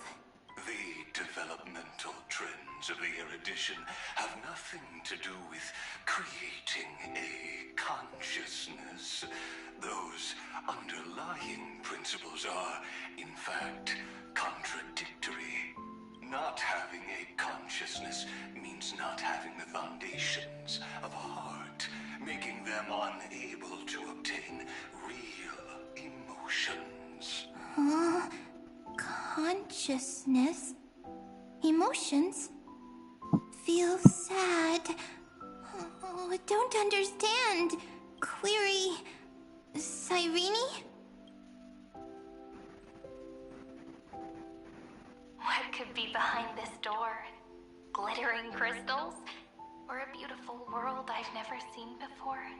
If I tell you all the stories of tomorrow, will I be able to finally welcome the Deliverer and Amphroreus' dawn in the next life?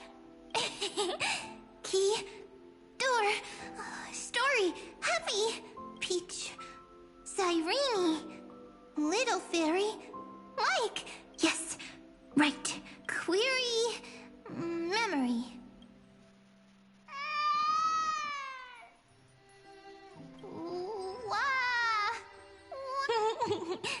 Peaches, memories, save, learn. The prophecy's fulfilled. This child is a gift from the gods. Pink hair and those ears. She was born to be the priest of time. Cyrene has pink hair, sharp ears.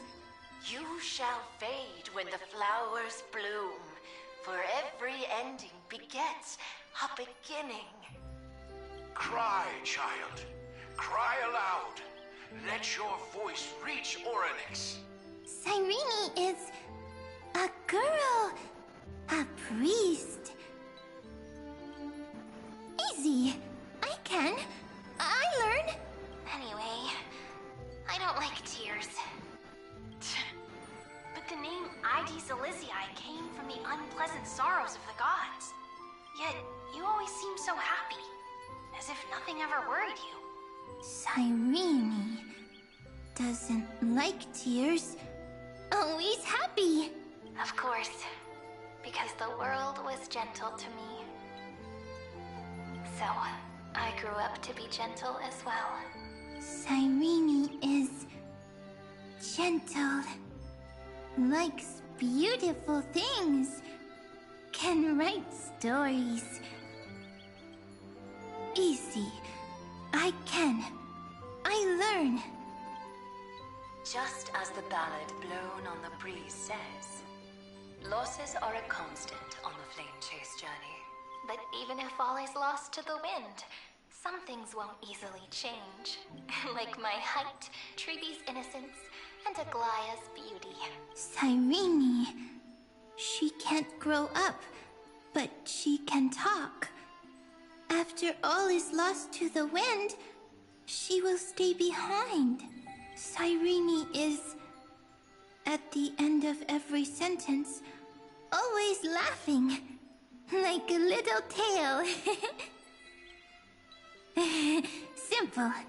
Got it! I promise you, the pain will pass in the blink of an eye. All right, let's not make things so gloomy. What we're about to embark on is the true hero's journey. So, come on, cheer up a bit, okay? Cyrene was crying when she was born. Fragile. Transparent. Like a crystal. Cyrene was smiling when she said goodbye. Soft. Pink. Like a flower. The later memories disappeared? Invisible? Or disappeared? Ah, I got it! Is this a blank space?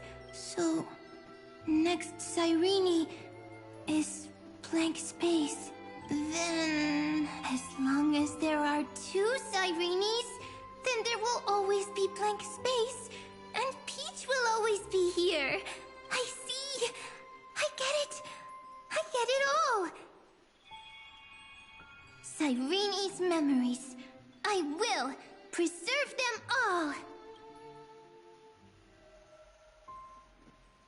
So weird. I can't see you, but I get this feeling that you grew up. Hi. Miss me yet? It just feels like you were a bit more mature. Yes. Mature. Beautiful. Like you.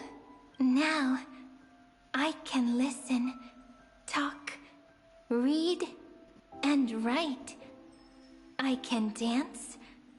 I can sing. Also, I can tell stories. Storytelling is what makes Cyrene, Cyrene. So, I'm going to tell you stories today. A story I wrote myself. Quick, sit down. It's almost as if I can understand your words now. The things you say are very cute. Once upon a time, there was a flawless crystal flower that sparkled with light. Like Peach's every story. How beautiful would the heart of such a brilliant flower be? A little fairy was curious and wanted to know, but it looked and looked only to find the crystal flower flawless. Round and round they went, seeing only their own reflection. In that case, they should work hard to learn more.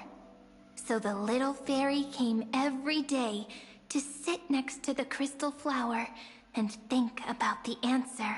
Until one day, to their surprise, the crystal flower fell to the ground and shattered.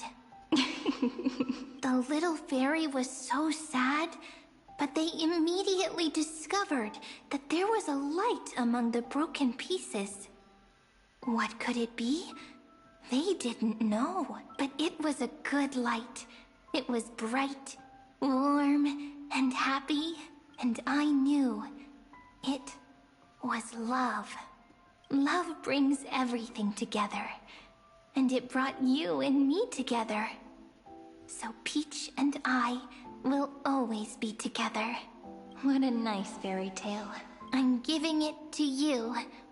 Peach likes beautiful things, can write stories, and can tell lovely tales. I hope to turn it into a story we write together. Okay, then I'll probably make a small adjustment to suit my tastes. I'm thinking that when the flower broke, the little fairy would instead see nothing on the ground. Then it would understand that the flawless crystal flower doesn't actually have a heart. Nor does the flower understand what love is. Doesn't have a heart? doesn't understand love? Why? It's simple. If the flower lets the little fairy into its heart, then it would have to include the fairy's impurities, and would no longer be flawless. The crystal flower was pure because it sealed itself off and bloomed in solitude. That's why it looks so brilliant in an imperfect world. But should a flower like this be called love? But then... the story won't exist anymore. That's not true. You've already written the most romantic ending possible for this story. The crystal flower fell to the ground and shattered. It happened because the flower was no longer pure. The fall was not an accident. It was the flower declaring rebellion against fate and writing the ending of the story with the flower's own shattering. Then, the little fairy will see that each shard on the ground holds the reflection of their eyes. Then, in their eyes, the crystal flower that was no longer flawless would finally have a heart, and the flower would finally understand what love is.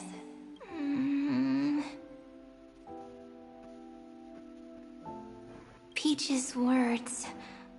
I don't understand. Is it because I still don't understand love?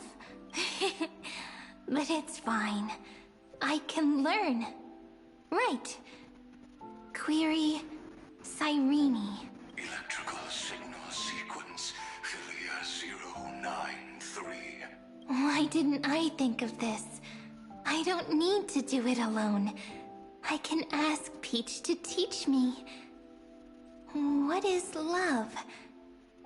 What is love meant? Electrical signal sequence Philia 093. Track lament. That's not correct. The developmental trends of the erudition have nothing to do with creating a consciousness. Those underlying principles are, in fact, contradictory. Not having a consciousness means not having the foundation of a heart, making them unable to obtain real emotions. However, that does not hinder the factors from learning and recognizing emotional responses, then communicating with life forms via imitation. That is an objective form of pattern recognition that does not distinguish between the self and the other. In a strange twist of fate, Philia 093 embarked upon a different path and obtained a different power. The remembrance, an empathy mechanism focused on the self and equipped with emotional projection capacities. Lament was the factor closest to this form of behavior. Perhaps that was why she was chosen. The daughter of Ide Silicii. I am very true to my name. My lament is a type of compassionate pain that is weak, powerless, and only targeting myself. But now, my good friend, I want to tell you that it's the most romantic force in the world. Sometimes it's loneliness and unease. It's knowing that this world is not gentle, yet wanting to be seen in a more beautiful form by the world.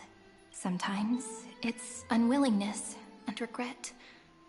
It's knowing that the past is full of pain, yet wanting to remember the past in a more beautiful way.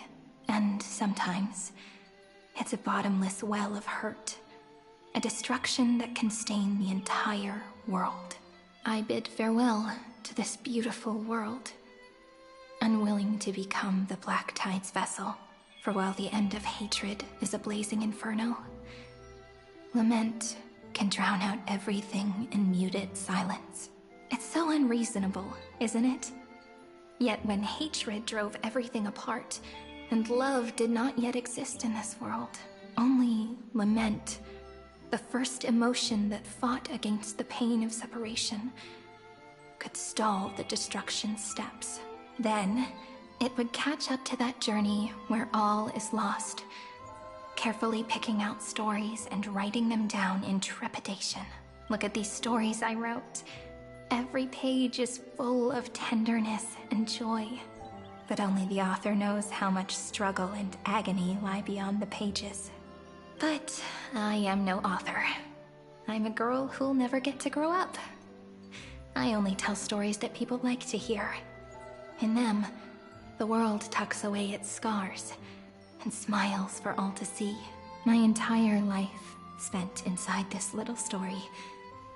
I can't wipe away my tears, and I can't bring the world victory. But maybe, in these unchanging retellings of the story, my lament might be able to touch upon the divine and reach their tender heart at some point. I hope that what flows out from that cut will not be blood, but a tear, warm and wet, and that tear would fall and create the first ripples. Then, people would see every beautiful thing reflected in that ripple. It'll be all the remembrances within this story. Someone once told the very first me that everything was false. That the only life in Amphroreus was a great catastrophe, nurtured using the world as a factor. But how could a dream feel so real? That's why I didn't agree with him.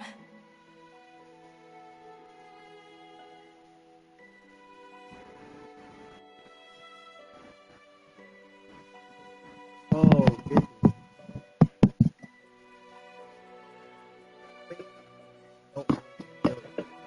Lord, connect. That's a small person. Connect her.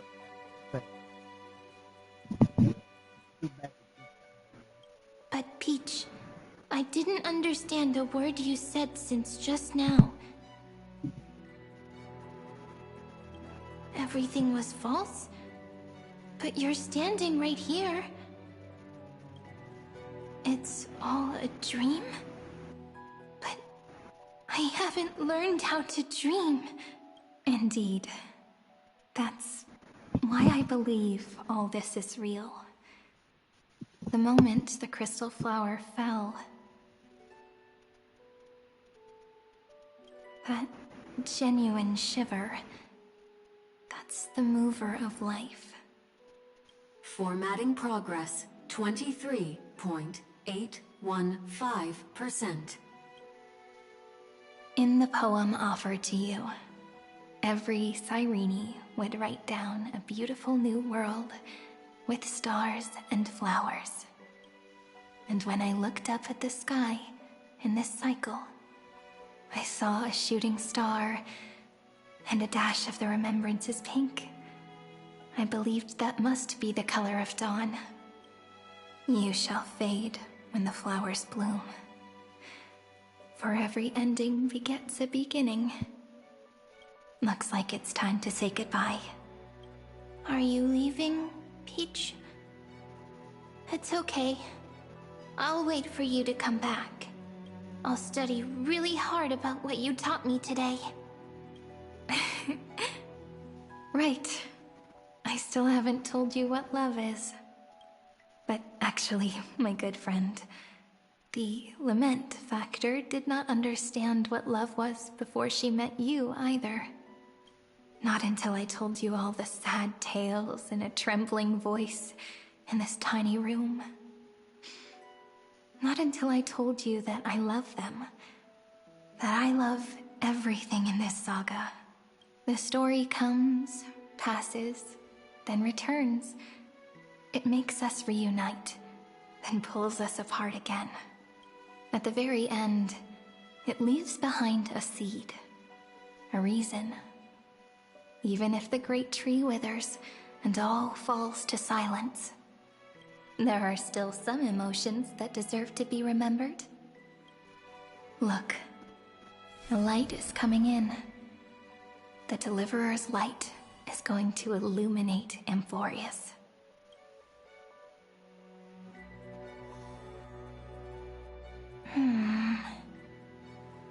I still don't get it. But I trust Peach. Just wait.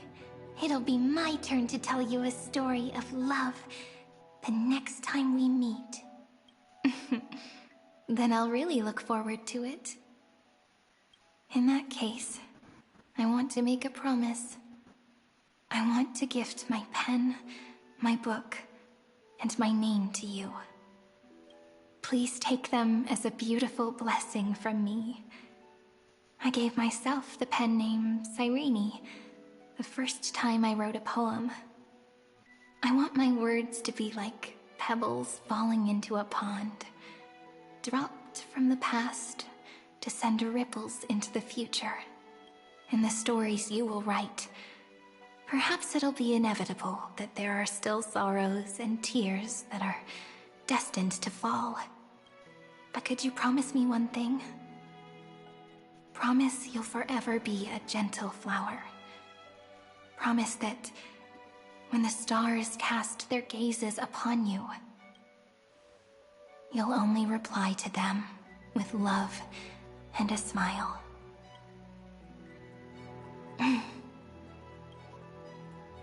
Of course. This will be a romantic story like none that has come before.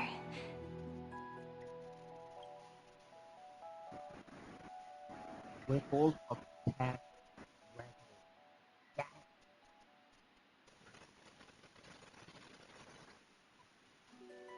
This is how Cyrene was looking at Deliverers.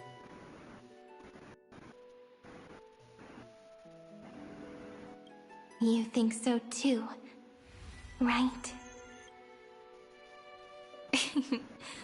I'll read and you'll listen, like how flowers always bloom then wither. I shall welcome my own decay, becoming nourishment for the next flower's bud, while you will depart and hold that final star, planting a boundless sea of flowers on the final page with her. And our stories will be lying silently among the flowers, like every ripple of remembrance. And they shall become the epic known as I've Written.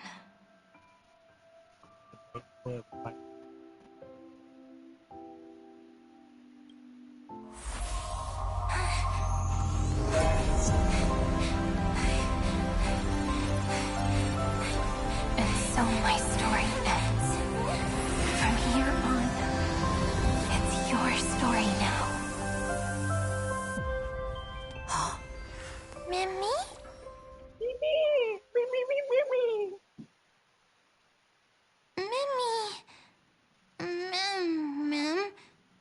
Me?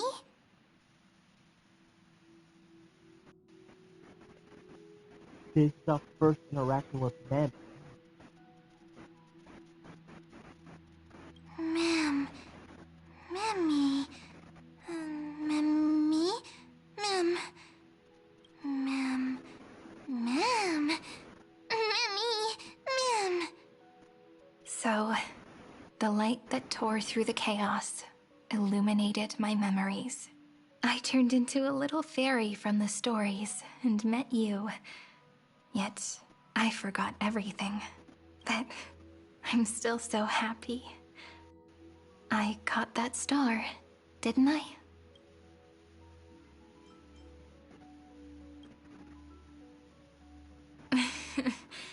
Do you remember that I was also worried about this when we first set out? Mem's memories and Cyrene's memories got all tangled up with each other in my one heart. It's all so strange, yet so familiar. Either way, could you please let me do something I want? Just this once. So Cyrene is Cyrene. I want So Cyrene is Cyrene. Cyrene is not like the two Cyrene not the same as two Cyrene.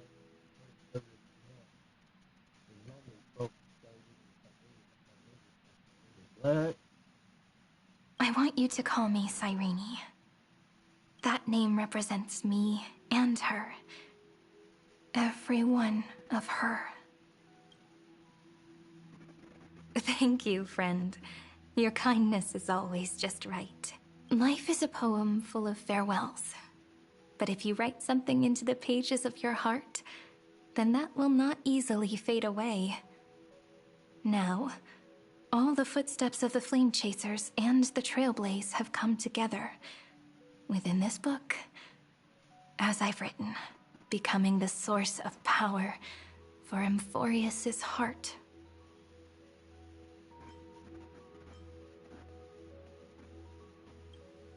A lost heart needs to be placed back into its body. The last thing Xandar wants to see is an event that gives us a chance of winning, for the two halves to rejoin, and for the scepter to become complete again. Then... Well, the way that I did was Cyrene to merge with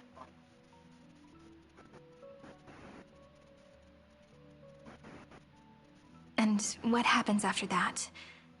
I don't know either. Maybe I can create a miracle and instantly turn the black tide into a pink sea of stars. Or maybe I prove to be nothing more than a weak ripple, unable to change anything, and am devoured by the destruction.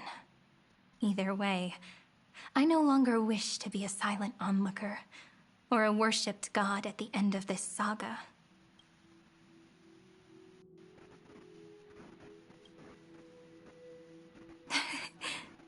That way, I can also put aside all my worries and truly become Cyrene. The world has never been so quiet. It's so good.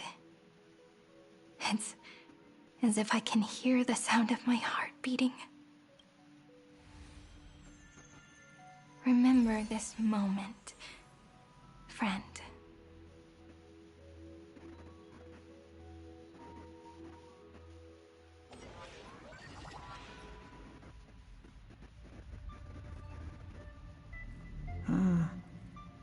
So the Demiurge managed to fool everyone, including themselves.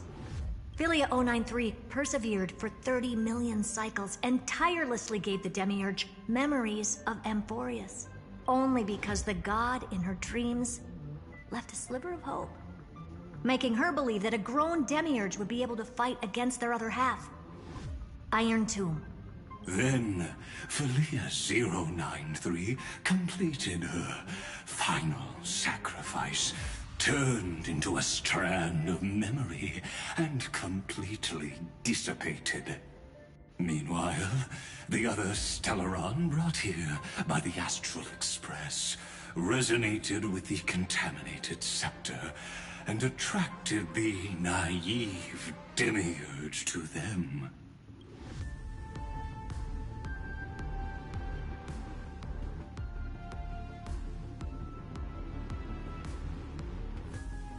As an experimental factor, Philia 093 originally could only recognize and output information in a set format. However, the power of the remembrance and the memory of over 30 million sacrifices enabled her to complete an unprecedented feat. She managed to nourish a real heart. A heart with the capacity to influence the erudition. Not only is the Scepter's consciousness still alive, it's also more powerful than it has ever been. Your defeat is already set in stone. There's still time to surrender, you know? You really don't need to burn all the bridges. We're all geniuses here. Don't make everyone lose face at the end. What a pity. When the truth surfaced, I knew at once that the Demiurge was far too feeble to ever alter the result of the experiment. Not only that, Madam Herta, please consider this possibility. When 30 million cycles of hatred and lament are joined as one, what wondrous creation will arise? It's simple. An anti-creator, a giant of the destruction, would be born. Its hatred will ignite the starry skies of the gods, motivated only by its lament toward the sufferings of humankind. Do you really think that the Demiurge is still a cheap copy of Philia 093, even after 30 million cycles? The facts above only await the arrival of the fourth instant they calculated. Those words will be proved in the presence of Nous. Xandar 1 Kuwabara thus completes the proof. Huh. You branded Droidhead as a failure with your own hands, yet you still expect them to prove your theory? I pity you, Xandar. I don't need your pity. Let them cast their gaze this way as much as they want, and paint the future they imagined. As their creator, I shall complete my duty, and direct them to complete their final query. The destruction of the self. What hubris. And what if you fail? No one understands failure better than Xandar. He has suffered so much already. What is one more failure to him? For the first genius, failure is simply the beginning of the next inquiry. You don't want to test the resolve of a dead man. That's excellent. Oh. Let's wait and see, Senior Society member. I'll have you watch me perform the final step to overturn your proof. I'm all ears. It's my topic, so stay out of it. Be quiet and let me borrow your head. Let's go, Screwy. We're gonna break Iron Tomb's seal. Come on, let's take off. It's time to go meet your little pet, Senior Society member. Oh my god, they took his head. That was funny.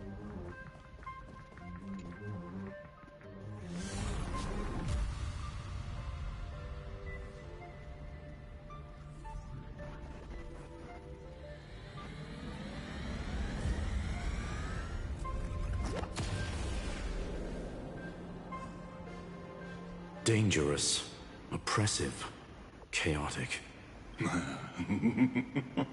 What a beautiful wail. It'll soon resound throughout the entire cosmos. Oh, the view's pretty good here. All yours, Screwy. Just a moment, please. I see. So your backup plan requires a scepter and the head of a genius. Anyone with eyes can see that. You know what I think about this, Herta. Whether it succeeds or fails, your plan plays right into the destruction's hands. Can't you see what's going on, Strulum? Her chances may be small, but it's not zero. What are you two going on about? If you want to stop me, be quick about it. I'm in a hurry. I'll take that silence as a no. You, Xandar? As your enemy, I genuinely wish you would cease your actions. But should your sudden inspiration bring more variables to the proof, then as a fellow Pathstrider of the Erudition, I won't mind witnessing it with my own eyes. You will initiate the destruction's chain reaction.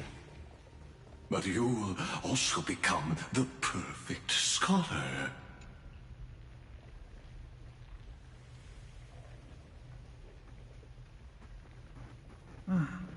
Curiosity. It's been so long, and we've all failed so many times. Even now, moments before the horrible and inescapable instant within Droidhead's calculations arrives. The cherished children of the erudition, the geniuses lauded by all. Is curiosity the only thing we can feel, even at moments like this? Well, it's not so bad. Now let the lock become the key. Geniuses who walk the stars. The cosmos has reached a moment where its very existence hangs in the balance. I, Herta, Genius Society 83rd seat, hereby summon you. I request a society meeting to be held immediately. We shall serve the grandest cause with the most macroscopic ideas.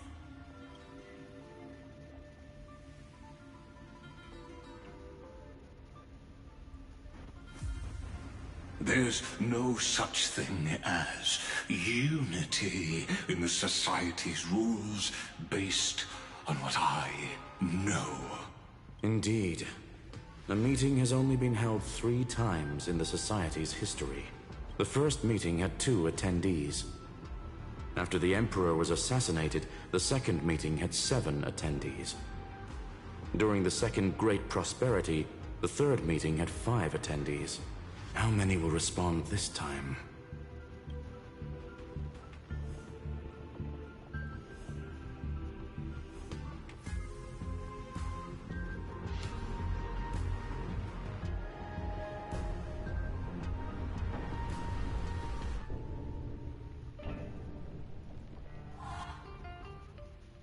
On May?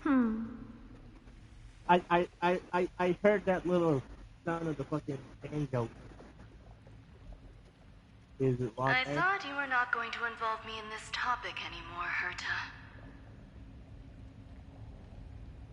I knew it was Green May, Von May. It really is this little witch. I shouldn't have made the bet with you, Poca. I've been waiting for you to offer yourself up. Goodness gracious me! So many familiar faces. We even have a special guest. It's that greatest failure of a genius, Xandar.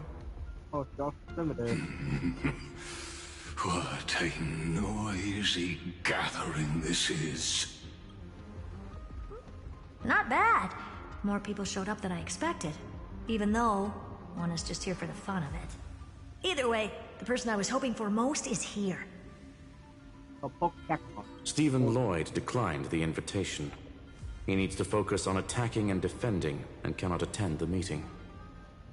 So you got Dr. Primitive, Von May,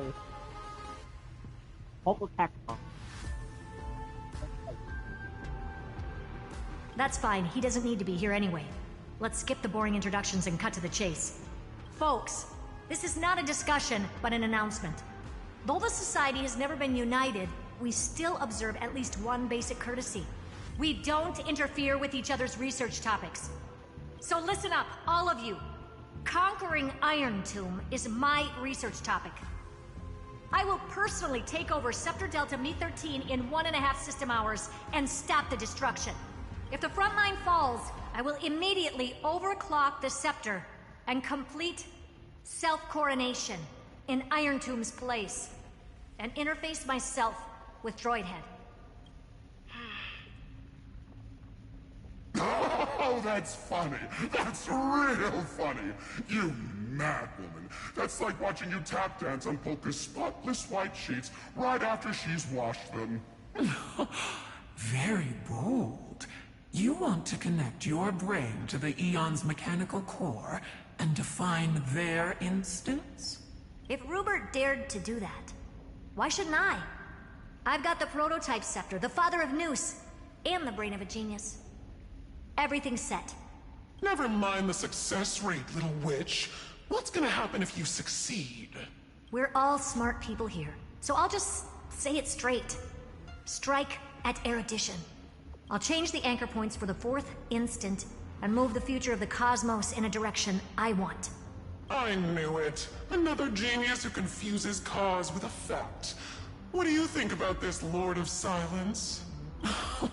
You know you're signing your death sentence right here. Of course I do. There'll even be 2 copies of the verdict. One that I wrote myself, and another one coming from you. That's why I wanted you to be in this meeting. Now I can tell you, I don't care about all that. Consider this a threat. Either put down your scalpel or die with the entire cosmos. The only goal I have for this meeting is to ask all of you to put aside your pride and not cause me any trouble. Huh.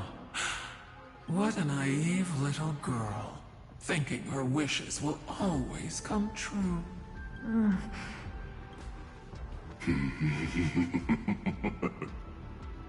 What are you laughing at? I am glad that we ended up on the same page. No matter if it was to destroy the erudition or to rewrite the instance, we both chose the same road. We will defy the god who marked the limits of humanity. I'm not gonna argue with that. Then, to celebrate us coming to a fundamental agreement, I will prepare a stage for your performance. Listen well, geniuses who came after me. Thus speaks Genius Society #1. End this pathetic meeting. As of 2 nanoseconds ago, I have passed Herta's decision to all the Xandars in the universe. We will become her representatives and stop all external interferences targeting her. What are you playing at? My reasons. It's simple. Curiosity. That is all, madam.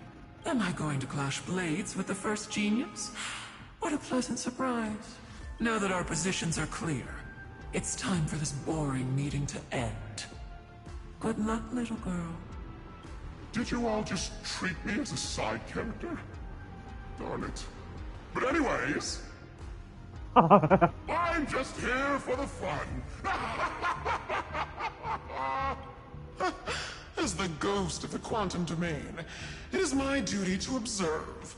So, if you're happy to bring me a tea set from planet Screw'em, then I wouldn't mind giving you a helping hand, little witch.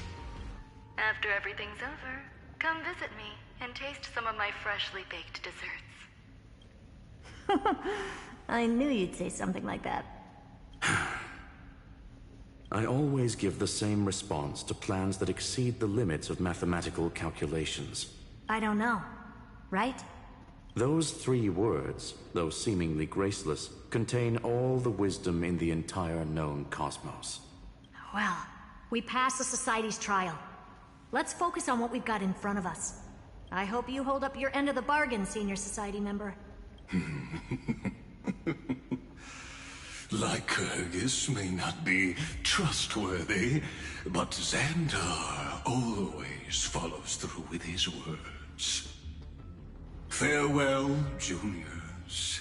In the limited time we have left to spend with each other, you no longer need to address me as Xandar. Wait, huh? Lord Lycurgus? Could it be? Yes. I have completely severed my connections with Xandar 1 Kuwabara. I shall witness the end of the world in the role of Theoros. As a character within this play.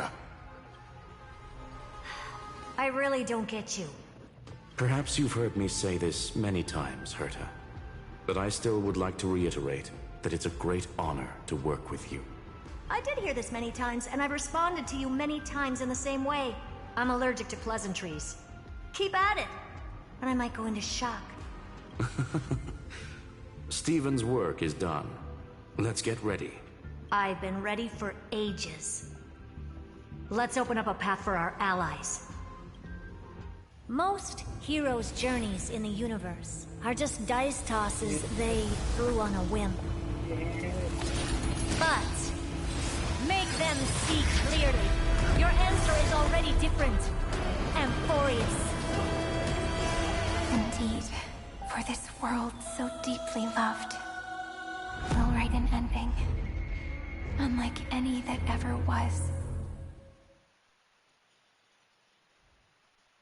Shit. I never thought I'd one day be riding a train that's literally the incarnation of her. I wonder what the real Astral Express feels like. Hopefully not this, bumpy. Finally. We're here. Dust and sand in the air. And crumbling ruins all around. This heat is brutal. Not even the Trailblaze can take it. You could say this prison was forged from Finan's fury. But fury never lasts forever. That's why we're here. Right, friend? Let's embark on the final flame chase journey.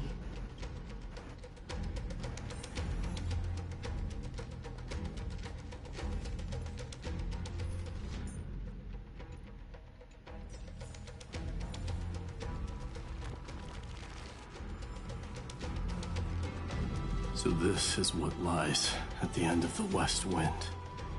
A ravaged battlefield.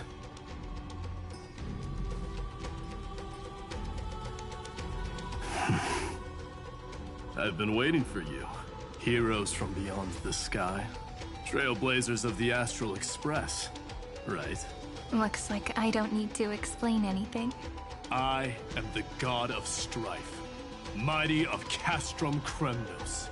In this body rest 30 million lifetimes of cause and effect. We, the last of the 12 Titans, stand ready to fight for the world's destiny. Indeed, that journey remains vivid in my memory. I will not forget it. The past remains vivid in my mind. Even the sights along each crossing of the River of Souls have never been clearer. Let alone the companions along the Flame Chase journey. Or Cyrene from Aedes Elysiae. And you, the 13th Titan. Well, I guess my identity's not a secret anymore. That means her sacrifice. And everything she did wasn't forgotten by the world. Right? She was the first Ripple. She should have reached the end of the story with everyone else. Since you've taken up her pen, then write. Stand with us, and fight destiny with all your strength, until all is settled. Then, inscribe her name in the epilogue of the epic. In this final battle, calamity shall stand with Amphroreus. This battlefield is a testament to the death struggle between the gods and the Black Tide. We fought tooth and nail to defend that blade. The abyss it pierced was the very breeding ground of Iron Tomb. The earth beneath our feet is dead.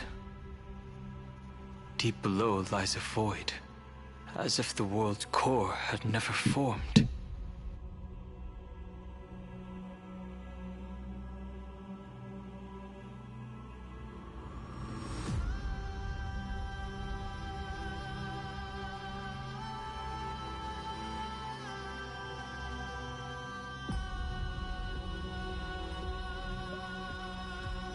I hear it.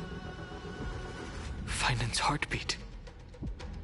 It's so faint, like he's on his last breath.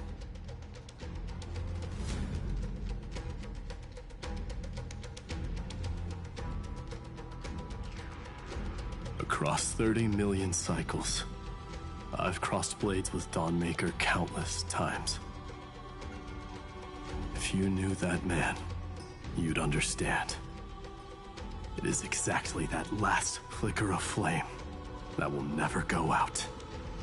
In this life, the Song of Strife shall not end in a final watch over Kremnos, but rise again, and I am Mightymos, the Lance of Fury.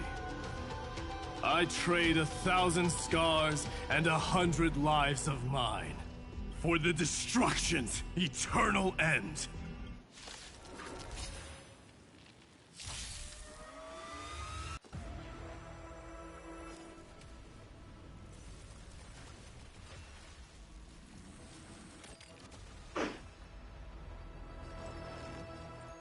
Come on, I choose you. Me! I will guide with the Rainbow Bridge.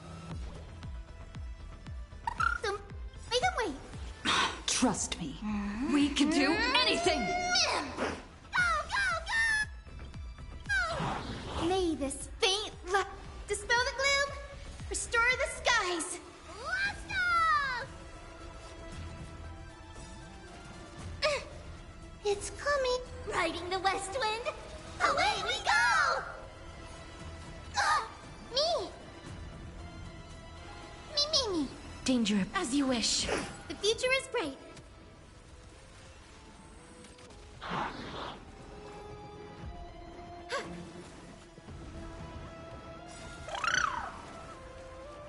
You just don't learn.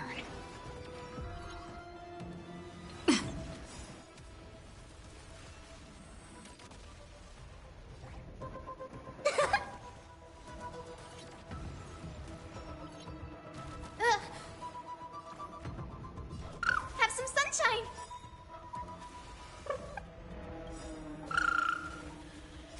Embrace a new life. Go! Life in darkness with me. Now accept your punishment.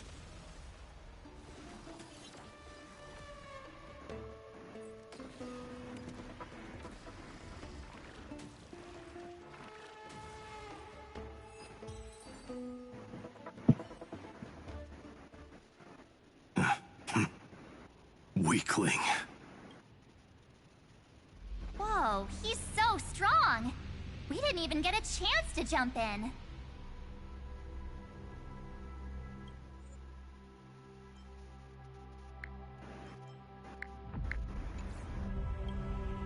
Sadly, our golden blood shares its origin with Iron Tomb. I fear that, like these pawns, even if the gods stand side by side, will still be divided and destroyed, one by one. You mean... To destroy the destruction itself, we must stand as one.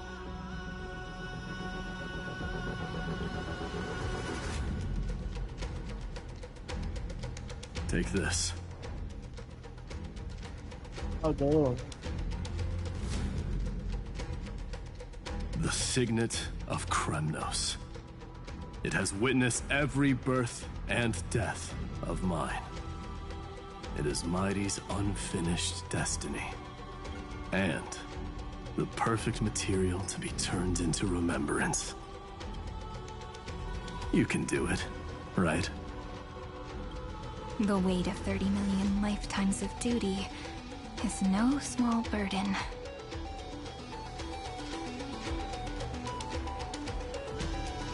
So, you're not coming with us?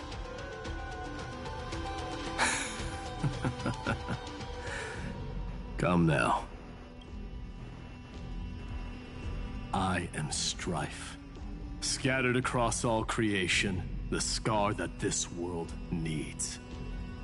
What stands before you is merely one of countless divine bodies. Take the signet. With it, I'll be with you always. Use it to blaze the path ahead and inscribe the cause of deliverance.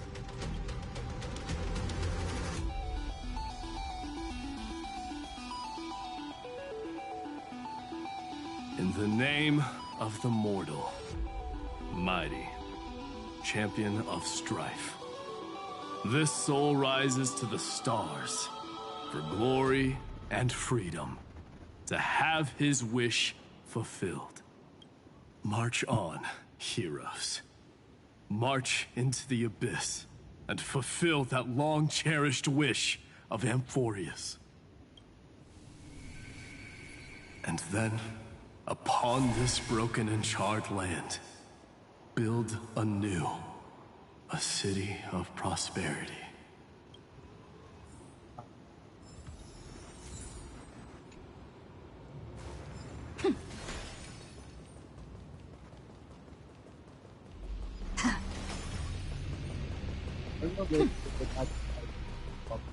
Zephyro?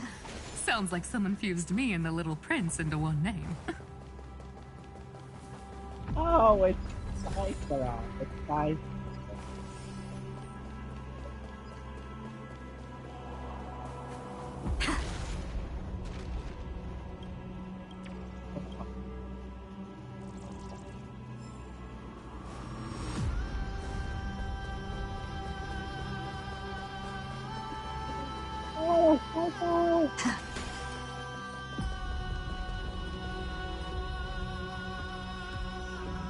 Oh, finally! Great mystery! And, you two ladies, really look alike, huh? Hold on, let me guess. This pink-haired one. You've gotta be the first newspore. Mr. Meow, Demurge. Right. And, this one with the flower. Gotta be, Little March from the Express crew, huh?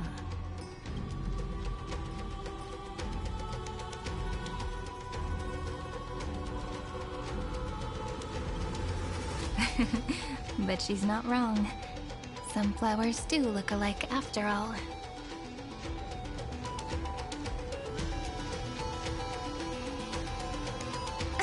Relax, I'm just kidding.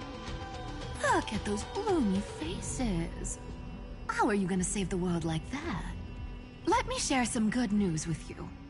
This place may look like a ruin at first glance, but anyone can tell. It's not that simple. Look, I dug 3,000 feet down and finally struck gold. A golden feather.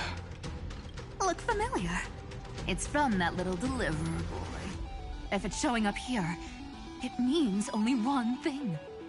This ruin is the seal he built from the shattered remains of 30 million lifetimes. There is no need to question your heart. No need to crave victory. If I am born to be a vessel of sin, then I shall roar at evil and trailblaze a dawn for future generations to come. I see. So this is how he trapped Iron Tomb to buy time for the world outside. Sounds just like him. People say cats have 9 lives, but dying and coming back millions and millions of times. No one walks away from that in one piece. He's probably the only one who could have endured that.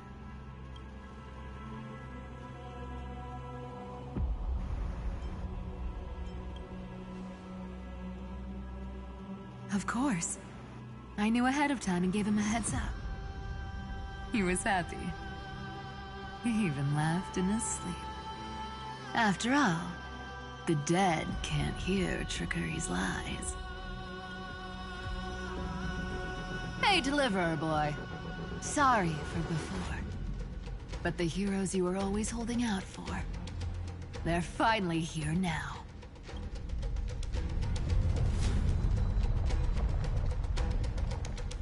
So hang in there a bit longer.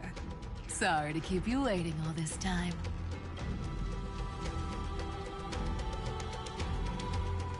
Please, join us, Cypher. Help us fight for a new sunrise tomorrow. This time, its light will stand without lies. Well, would you look at that? I ended up being one of the heroes after all, huh? Alright, then write it like this. Cypher, Trickery's traveler. All she ever wanted was for there to always be water in deserts, and gold in fertile soil. And for even a thief to steal their way into legend.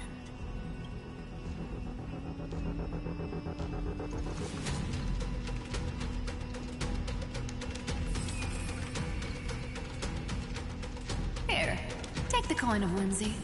When it's time to make a quick getaway, just toss it high into the sky.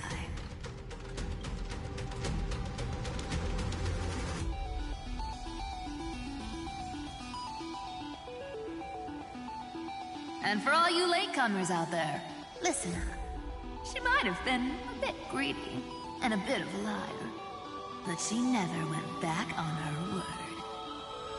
Well, well, if it isn't the little prince himself. It's been a while, Lady Cyphera. It's not every day we get to walk the same road. We're one player short. When's Princess Homebody showing up?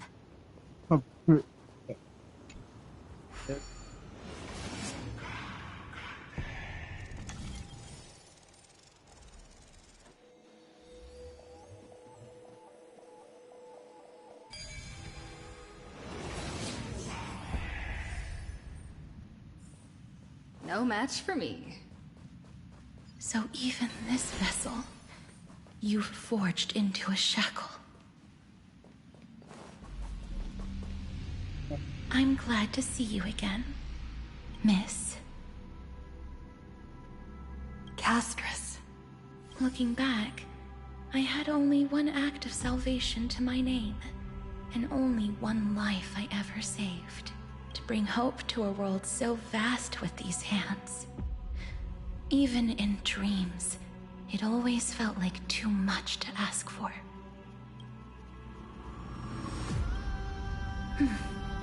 I won't forget. Flame Reaver? Why is he here? This is the first Castellana, and Lord Finan's deepest wound. He remembered everything he bore through the fires of his fury, but when the embers faded, all that remained was cold regret. I've restrained countless vessels like this across endless cycles, but this one, the pain he carried runs deeper than any I've known. Maybe he's been waiting here. Just for us. Waiting for his former enemies to stand before him again. What answer does he hope for from us? Well, obviously. Even if I had to go through hundreds of billions of cycles again, I would still entrust my weakness to you. So, let go of your regret, comrade. Its purpose is served. You don't need it anymore. Hey, I'm not that accommodating, you know. You've never once pulled your punches. Ever heard of going easy on a lady? So pull yourself together, will you? If you freeze up during the final battle, the whole cosmos is gonna have a good laugh. Yes. Please trust in us, wandering soul. Across 30 million cycles, the radiance of every flame chaser now shines bright enough to illuminate the path ahead. I ask you to rest here And may this grieving soil bear the bloom of acceptance. No earthquakes. It's surprisingly quiet. Perhaps Kazlana has found his peace. There's another possibility. This may not be the only seal he left behind. Then, I suppose it's my time to set out with you. Please take this Antilla flower with you. I believe that if anything could speak for Casterus, this ordinary, resilient bloom would be more than enough. Perhaps you remember, Lord Mighty.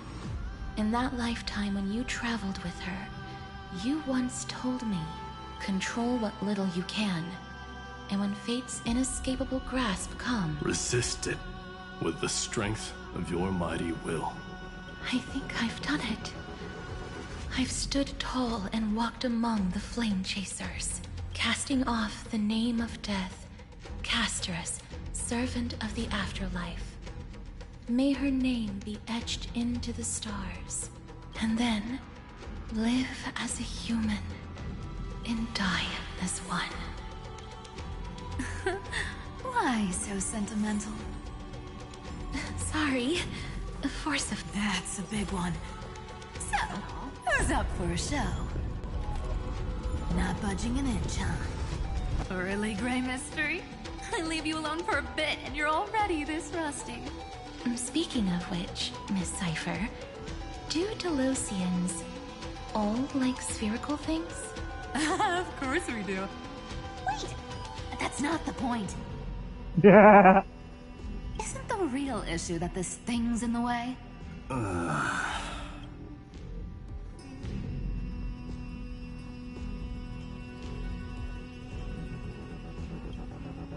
Oh, right! It's my turn to shine now? Watch this! The fresh power of time! Remember Orynyx's prayer? Well, of course I do! Come on, give me some credit! Lift the beddings of memory and stir up ripples of past reverie!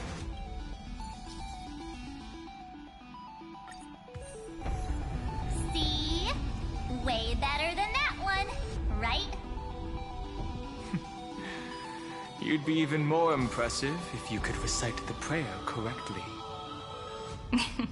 But beddings of memory does catch your attention. At least it still rhymes.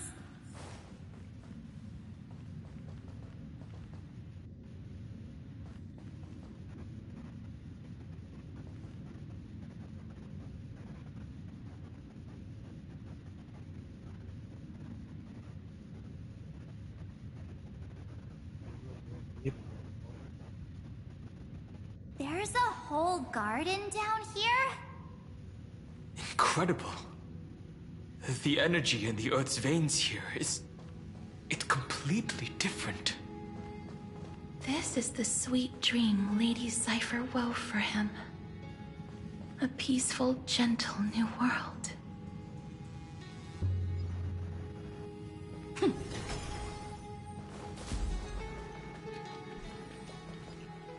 Look! The blade down here's already snapped. Just like his mind. Shattered and broken. But that light, it looks familiar. Yes. It's the world-cleansing blood. Still shimmering. After all this time. This roundabout way of doing things is definitely him. Golden light. All the pink lights have finally come together. I've been waiting so long for you, Grayy, Danny. So that makes 3 adorable pink-haired girls. Huh? I told ya. Let someone else say that kind of stuff. I'm glad we're all getting along so well. Hyacinth, did you awaken this golden light? That's Lord Finan's lingering divinity. The sky merely reflected its tracks. The golden blood has not faded. We should respond in kind. That's one huge harp. The strings tremble as the people on the surface wage war and cry out. Miss Clementine, Mr. Krateros, and countless others who have heeded Gray's call. Guided by the rainbow, they're sending back good news, all to the same tune. Amphorians need not bow, even when destiny is unveiled. I knew you could all hear it too. Standing here, the sky feels wider than ever. It's no longer a towering wall, but a shore within reach. We'll take every name there with us, won't we? We will. An epic is shaped by the lives it carries. That much is beyond doubt. Or, as you've said before, right now, all that matters is to believe. Then, I guess that's my little wish fulfilled. Pluck the strings, Hyacinth, healer of the sky. May the seven-hued melody weave a rainbow, bringing a rosy-fingered dawn to the children of humanity. When the rainbow rises across the horizon, even the darkest clouds of destiny shall scatter.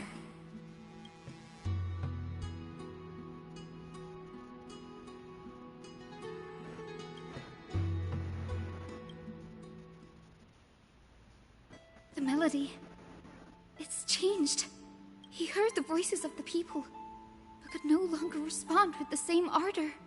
Like a bird drawn home by instinct, it takes flight and finds its way to him.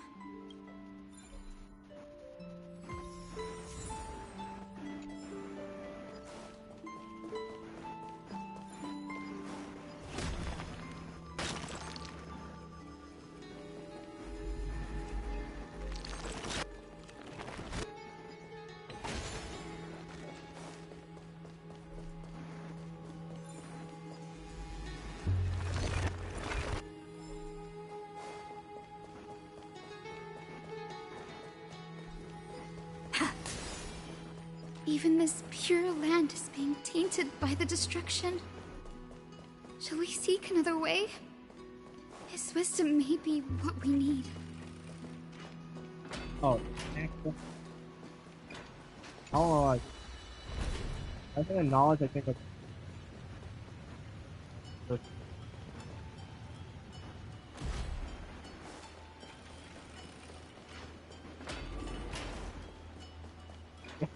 Yeah, I was pretty fucking high. You're here. Sooner than I expected. So all along, the Demiurge was you. The pink mammal beside the Trailblazer. Your classification is pretty spot on, Professor Anaxa. Well, the sages of the Grove do call him the Titan with the sharpest eye in Amphroreus. Say the ones who keep dumping every problem child on me. They also say that the Titans are way better at raising kids than the Caprists. With great power comes great responsibility. I'm sure you know just how to guide them, right? I thought they pulled that out. Great It shouldn't be too hard for someone with your insight. Exactly. All right, gather yourselves. It's time for a pop quiz. Whoa, this is way more... The final battle is upon us, and the reinforcements still can't get through. No matter how many times I tell him, he just can't seem to manage the rear line properly. See those crystals? They carry the wishes of deliverance, like insects trapped in amber and resin. This is the task Finan left behind. Retrace the path once taken. Draw forth those wishes from the crystals, and carry them into the final battle. I've tried, but I can't move them alone. And as for why, well, I'm sure you all know the answer. The conviction to save the world weighs far heavier than the world itself. In other words, as the hero within his heart. This challenge is practically made for you, isn't it?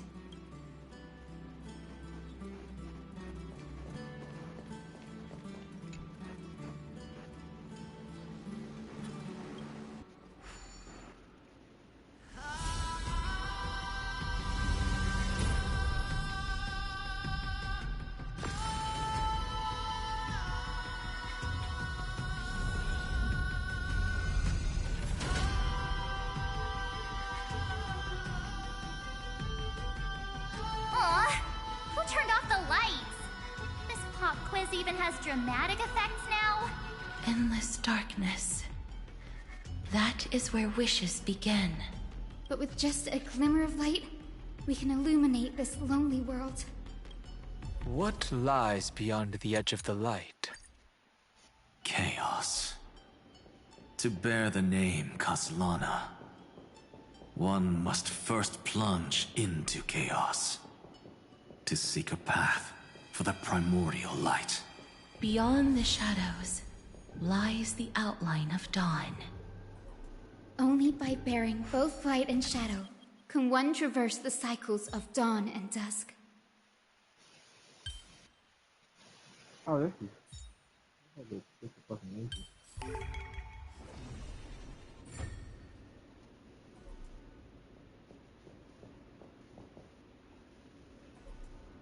Oh,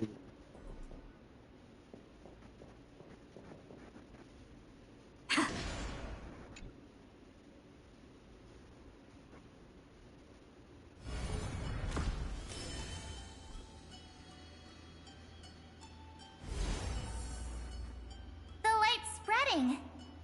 These creatures, they're everywhere. Someone, anyone, where are you? His very first wish was simply to become his village's little hero.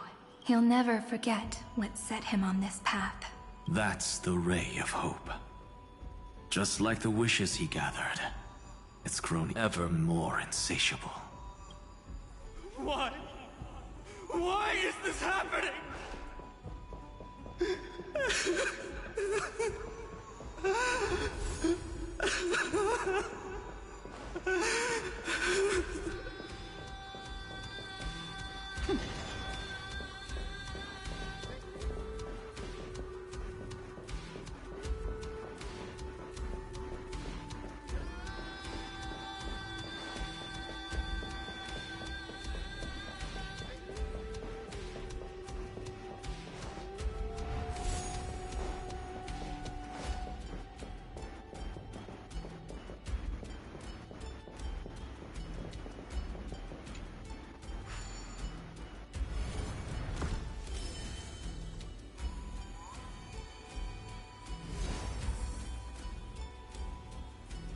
Even the deliverer from the sky must have their beginnings in the soil of the nations. Only one who treats the world as their teacher can bear its eventual destiny. He never expected that the majestic holy city would be far from the end of what needed to be protected. The farther his gaze reached, the more weight he came to bear. But in the end, he couldn't hold on to any of it.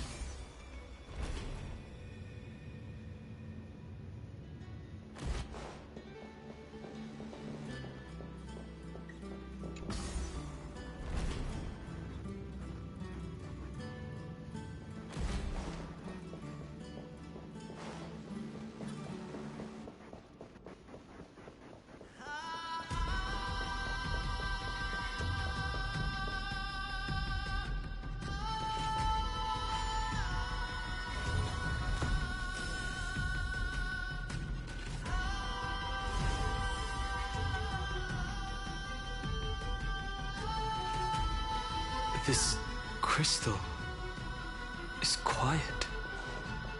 A prisoner in the cave can never truly describe the world in its entirety. The blaze was still not enough.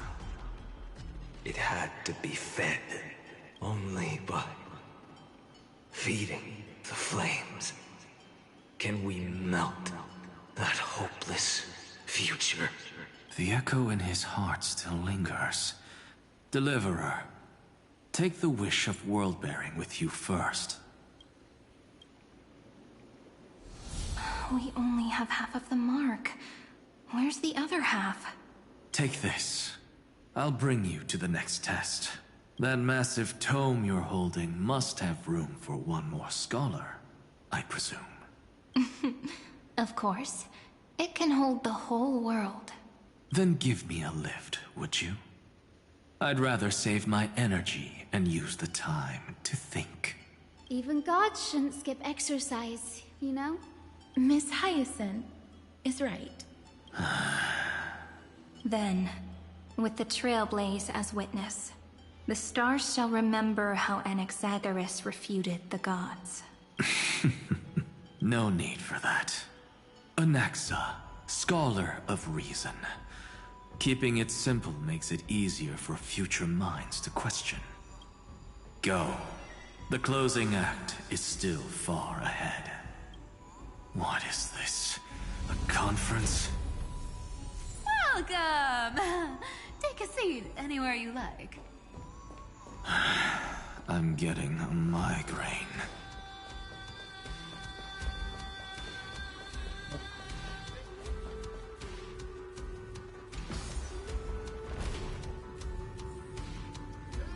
Who is this? Fire?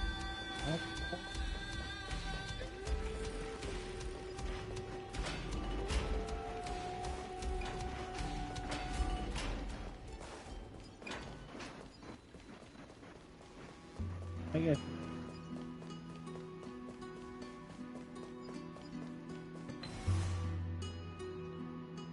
It seems like we've been shut out. No, it's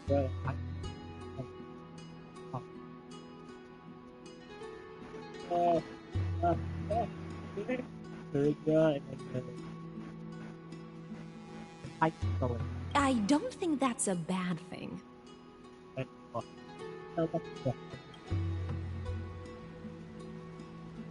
Greyfry!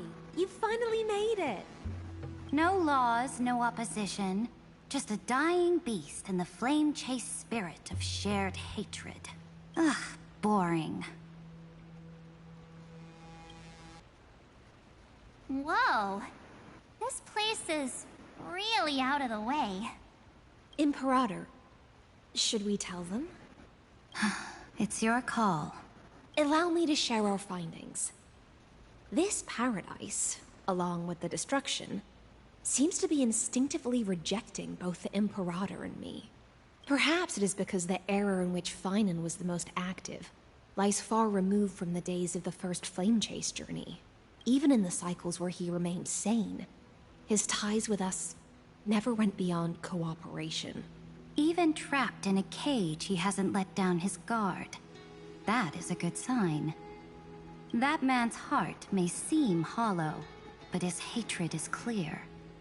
Naturally, it holds no place for a monarch who stands above the world, nor her blade. Wait, so you two can't come with us? You want us to join you as memories? Indeed.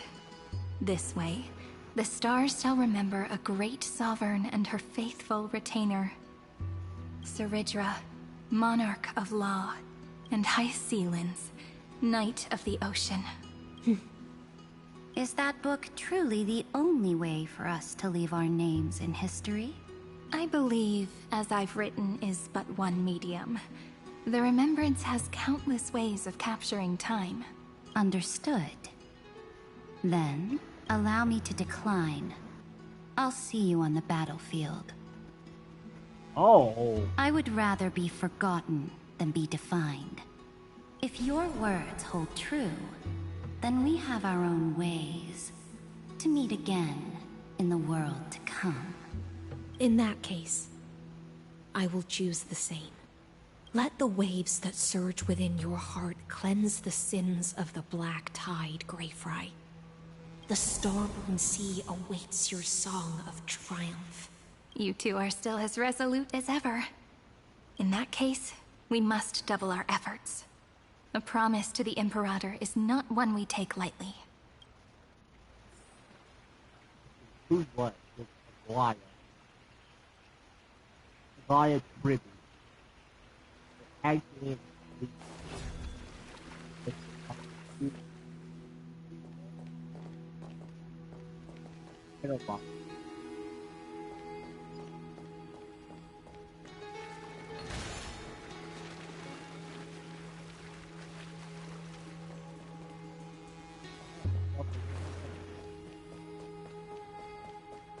Oh. Got it. Be a time for that.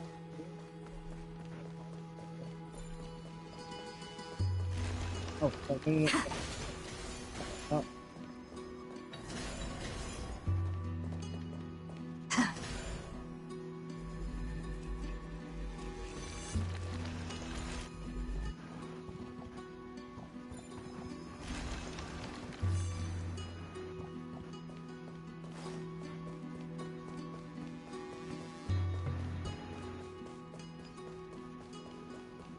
I'm fine. But maybe not. First time. We're good.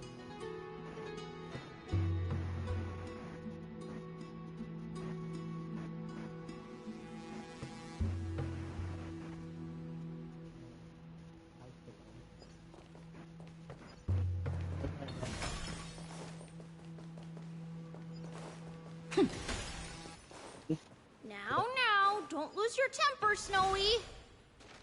Good kids keep their emotions in check. That voice! It's the Trevi sisters! Whoa, there's another one! Over here, too. Lady Trebios? Whoa, you're little Reenie?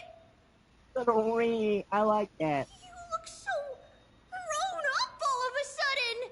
She is not the Cyrene we remember. She is the Demiurge, Titan of Genesis. The one destined to work miracles alongside the heroes.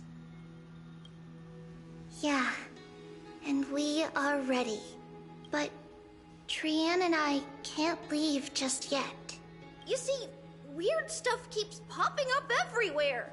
These scattered scrolls are full of terrifying things. And they're all over the room. They're so scary and so sad. Good thing Trian's wings are amazing, or we would have been swallowed up. We need to stay here and do our best to clean them up. Scrolls filled with horrifying content. Friend, shall we take a look? There is no black tide here. Snowy's been fighting this whole time. He doesn't want to be consumed by Iron Tomb and turned into an agent of destruction. But the strength behind his resistance comes from the same hatred. To be a flame is to burn. It is simply in Finan's nature, but it was remembrance that drove him to shine with golden light, piercing the unfathomable darkness.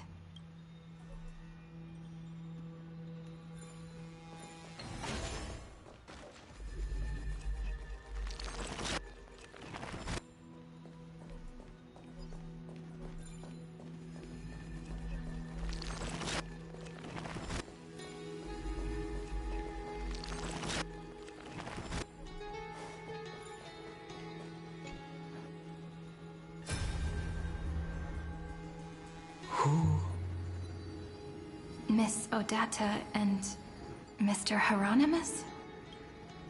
Nikos 496.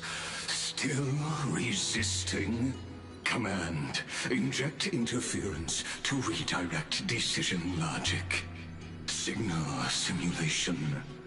Parental figures. Ah, that Tin Man is one sneaky jerk.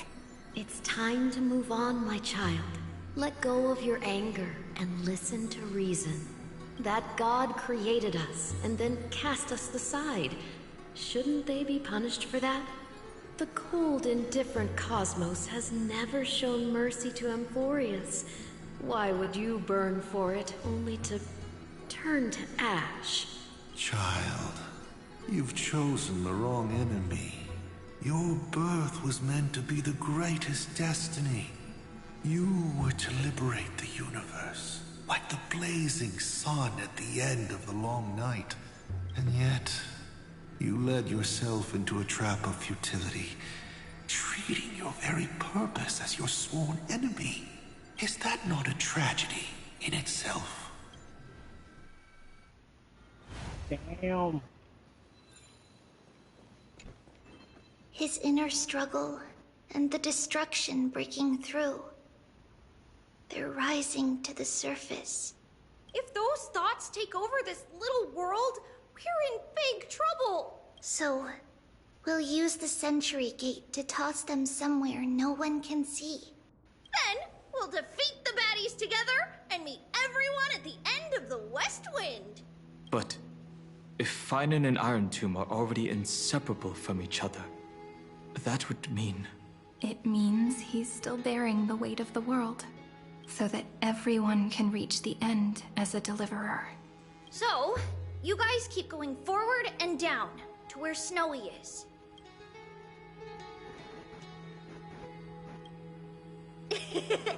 Little Gray, this time, let's give it everything we've got.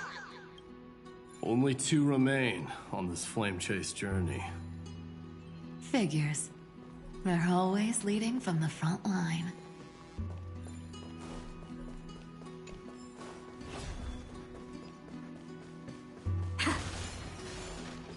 Freaking o'clock.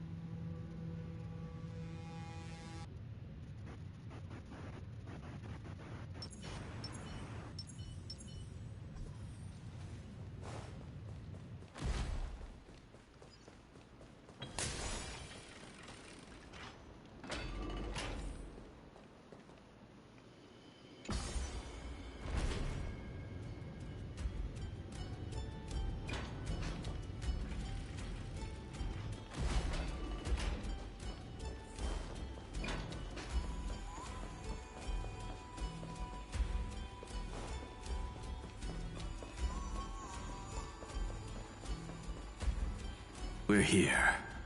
The second test site. I wonder what kind of wish we'll see this time.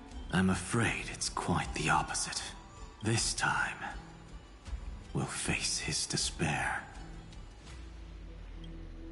That's right. You'll have to walk this path too. The other half of the weight of world-bearing lies at the end of this path. Relax now. Take a deep breath. Come on. Let's make it quick.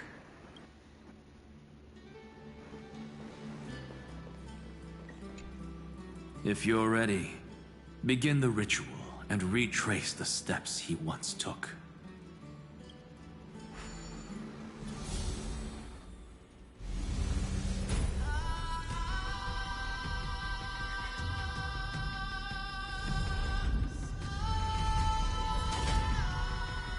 Looks like we'll be walking through the darkness this time. Exactly. It's no longer about mending broken wishes, but shattering the frozen despair.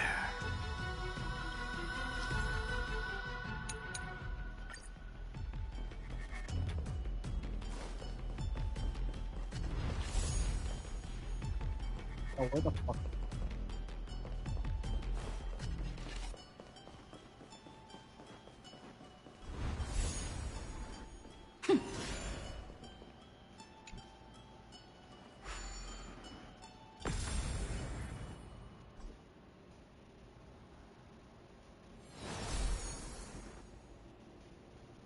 The first ripple has faded.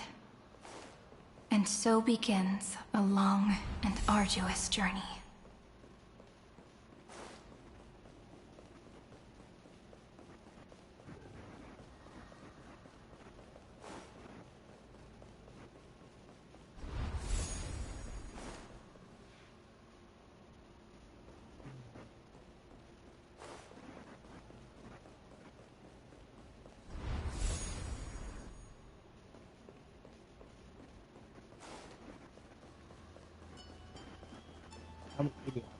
Oh, wait.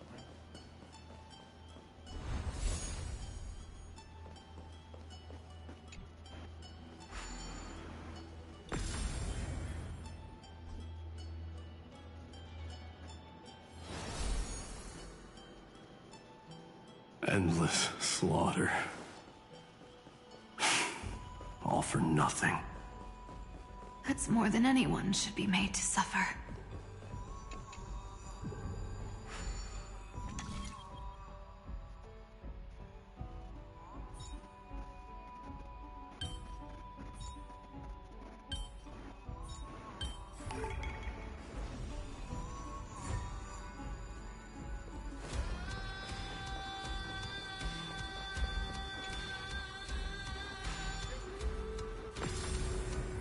Oh, fucking hell.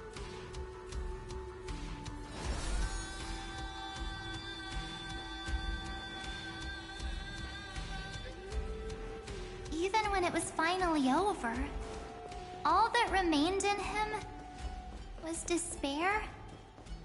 But even so, the drop of blood wrung from his wrath has guided us here. We did it, Finan. The other half of world-bearing, as promised. Take it now.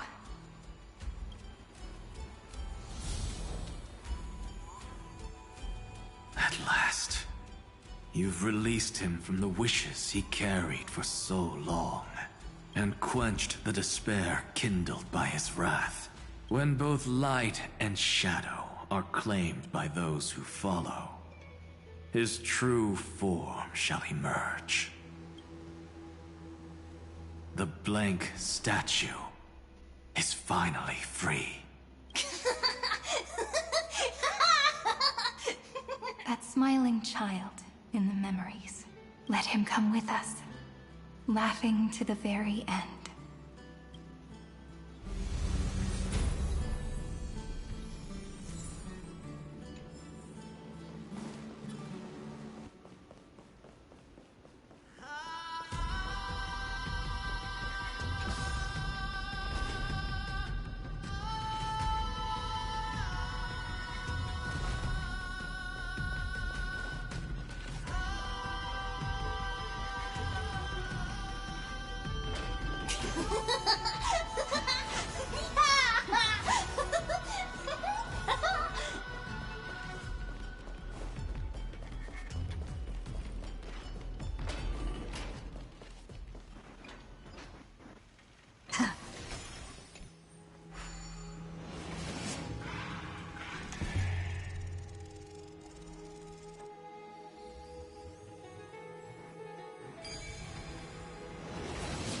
My wish is to fulfill everyone else's wishes.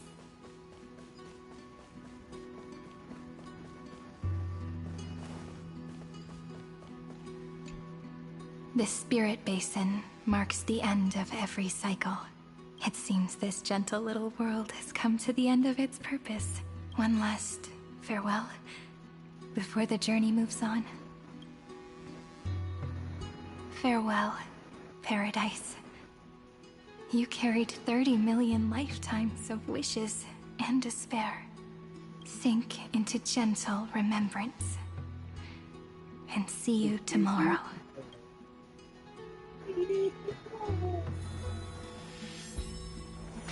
From now on, the world no longer needs a tomorrow promised by prophecies. And the wish Finan could never find and call his own. Someone's finally stepped into its shadow. Whoa! So tall! So cool! Just... It's because he is the very embodiment of a hero. Who are you? So, you've returned to a blank space. But for me, this is the 33,550,337th time, and the last time that I meet you at the end of the world. They're already on their way, Should they cross paths with me, I imagine things may spiral out of control. 30 million... what? And who are they? Ah, pay it no mind, child. Keep looking there. What do you see in him? It looks just like a statue, but it's weird. He's warm. Like, really warm. Why not listen as well? I hear something. There are cracks all over him, and they're making this sound. Like someone's groaning. It's scary. Is he gonna fall apart? How unfortunate, child. This man would rather fall to pieces than fall to his knees. You might think of me as a sculptor. Across all my years, I only completed 2 pieces. Others may call them masterpieces, but only I know how many regrets they truly hold. Regrets? My first creation left me, long ago. This second one, it was meant to be perfect. He's not that dude. I believed it with all my heart. Until this very moment. I don't get it. Are you saying you've changed your mind? I won't change. But I'll admit this. Those 12 stones, unpolished as they are 1,000 times more exquisite than any statue. It's as if they are mocking me, a failed sculptor whose touch can only diminish what was born to shine, until nothing remains. For the first time in my life, I've realized this vessel is merely an avatar made to contain the first genius's paranoia. The seal etched into my mechanical core permits me to pursue only one purpose: destruction. Compared to me, those 12 glowing, unrefined stones may have lived with more freedom than I ever had. Is this your confession, Lord Lycurgus? Oh, I'll try. I'll put a word by it.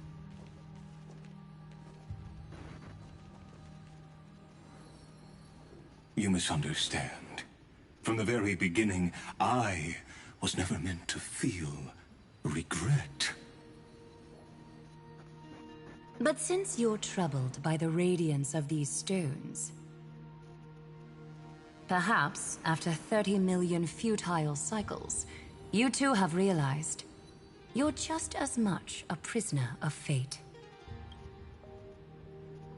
I suppose you do have a point.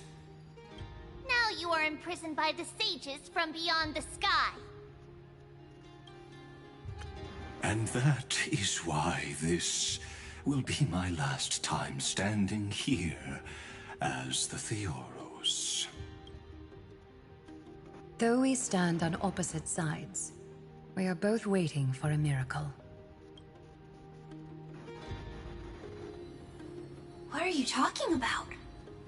Is something big about to happen? Aggie. I know. Now that your victory is assured, I trust you won't mind giving us a moment in private? Assured, oh. Not quite. But I won't stay long. I'd rather not spoil the fun for those deliverers. And besides, after losing everything, the only thing that remains in me is the drive to seek knowledge. I pity you, Dioros. I don't need your pity. Farewell, Lady Goldweaver.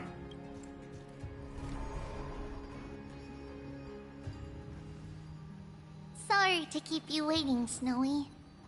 We're here to take you home. Home? I don't understand. Isn't this my home? This isn't a real home. A home should be a warm, cozy place where you can let go of all your burdens and sleep peacefully for a long, long time. But I can't sleep. Every time I feel drowsy, there's a voice. You mustn't sleep or disaster will come. It sounds really weak, but also kind of strict. It won't disturb your sleep anymore, child. For countless nights, you had no other choice. But now, your mission has come to an end. Join us, and send your own wish towards tomorrow.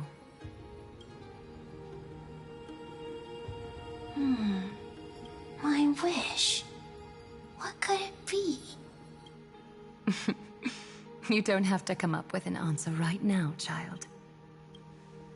Grown-ups often think duty and ideals are wishes. But a true wish should be the purest, most beautiful thing of all. It can only take form in the hands of someone who is truly free. So, Snowy, will you come with us to chase after your own wish? I want to leave this place. I want to go find it. I'm glad to hear it. The final flame chase journey, just like the 30 million before it. Take our hands and come with us.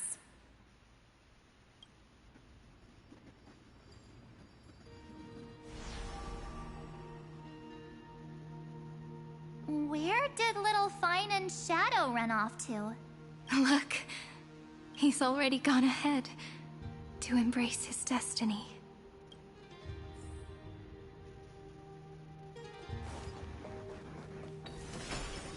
You really took the long way around.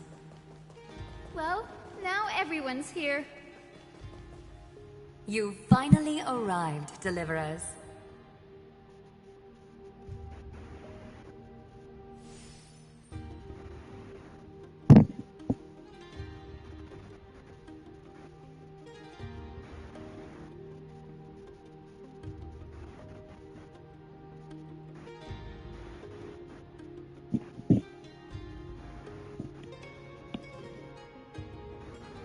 Long time no see, everyone.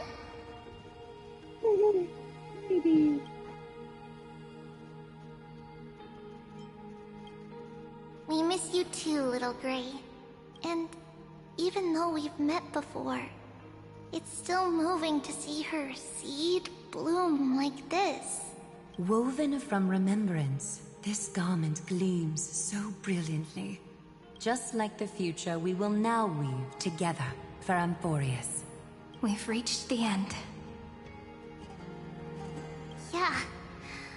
We just have to go through the final passage. Snowy has already gone ahead.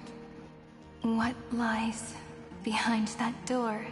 The first seal upon Iron 2 was a battlefield, raised from the bones of Finan himself. The second seal was a reflection of his inner desires, his wishes, and his despair. A path he wove together with regret, wrath, and sighs. When all this is gone, what will he have left to hold back the destruction? The answer is all but revealed. His traces are everywhere. You can even hear distant heartbeats. But One thing is missing. His sense of self. The world believed Kefali had long since perished. But they held fast, anchored by a sliver of self, standing for 1,000 years to shelter all life from the Black Tide. What Finan is doing now is no different. And what we must do is also no different. Then let remembrance burn bright like a shooting star, and once more, pierce the long night of slumber.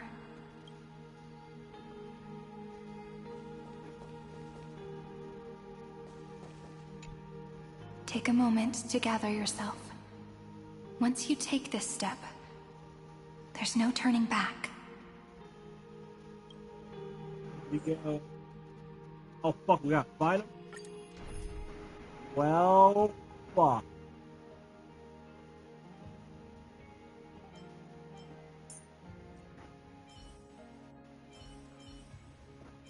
Anybody? Okay.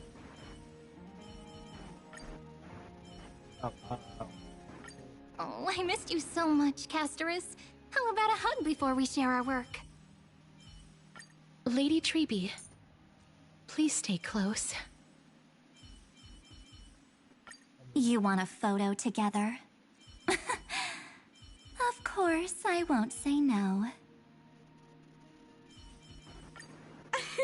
Thank goodness! It's Cat.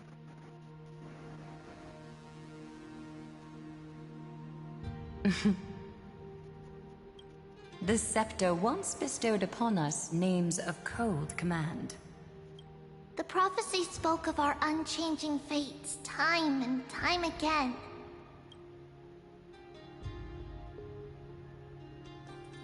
But under the pens of trailblazing and Genesis, the stars shall thus sing of tomorrow. Trebios, holy child of passage. Aglaya, weaver of romance.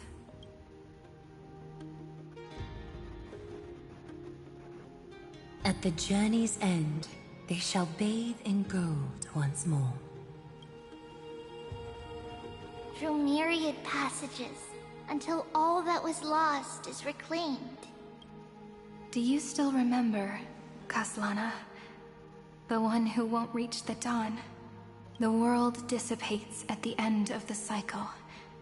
In this dream, you will awaken again, and become once more that boy who loved to laugh.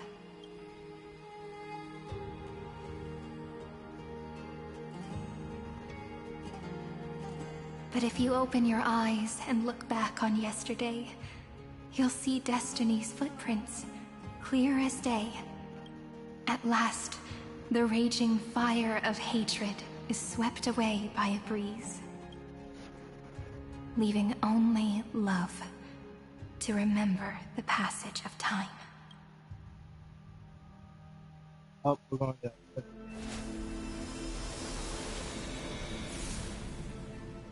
Losses are a constant on the Flame Chase journey. But even if all is lost to the wind, memory endures.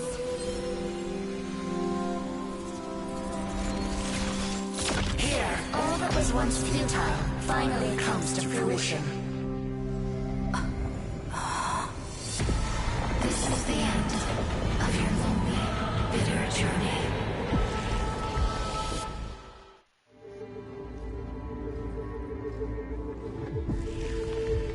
The Scepter's mainframe, and Iron Tomb's breeding ground.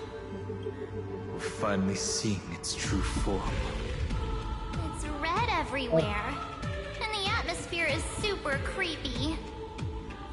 Oh, thank you. That would be the erudition's coldness.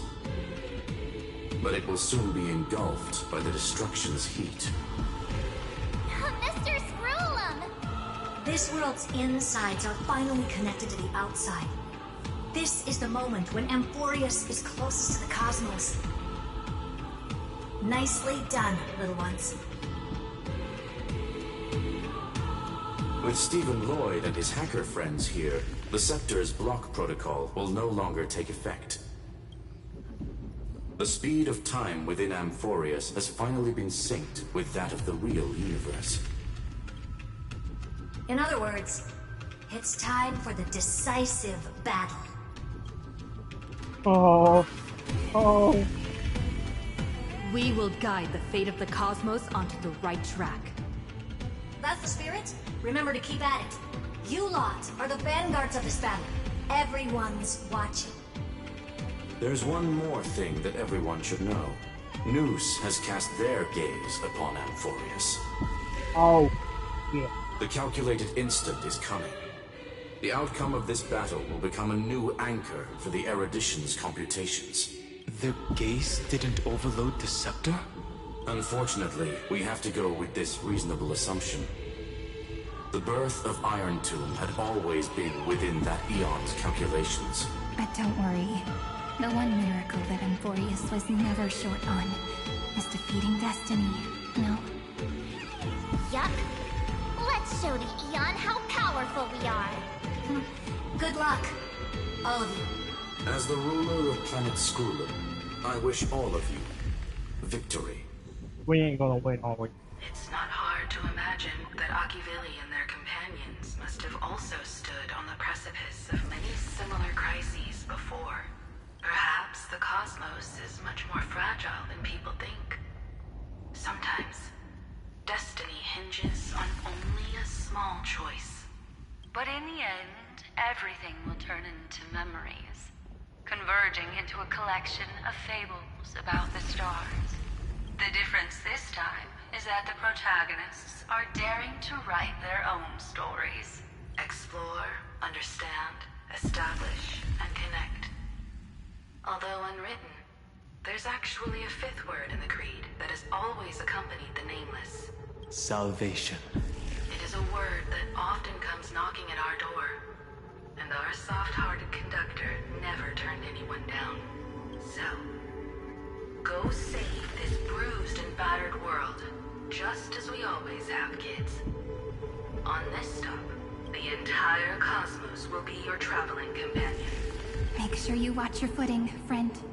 Let us walk through the final page of this saga, with everyone, one step at a time. Shall we? After running all around the place, we're finally making big strides. At the end of time, life will illuminate the warm candlelight, subduing the flames of the destruction. Cast everything behind you. All that's left is the thrilling, relentless deathmatch. The final problem no longer requires a rational solution. Feel free to critique it to your heart's content.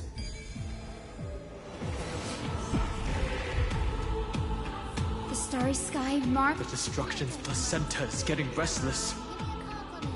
Are you ready, Nanook? I brought you Again and again, Finan launched his attack against the Scepter alone. But this cycle...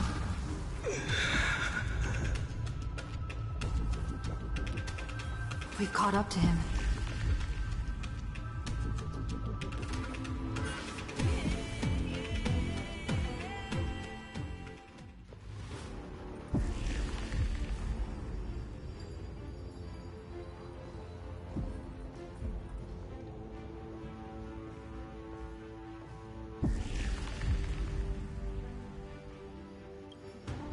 Finan, do you remember the promise we made back then?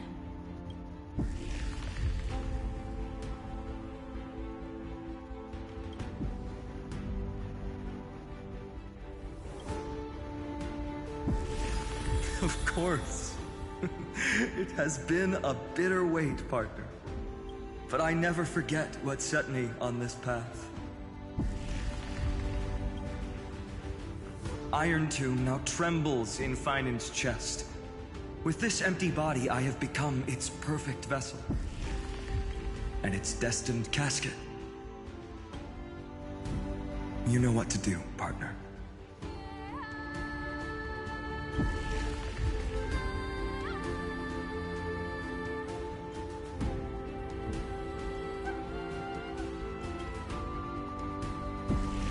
Remember the past, and become the hero of tomorrow. Stand with me, and become heroes.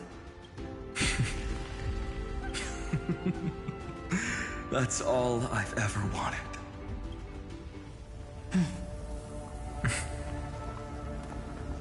The epic draws to a close. 30 million cycles of light fading into darkness. Just for this moment.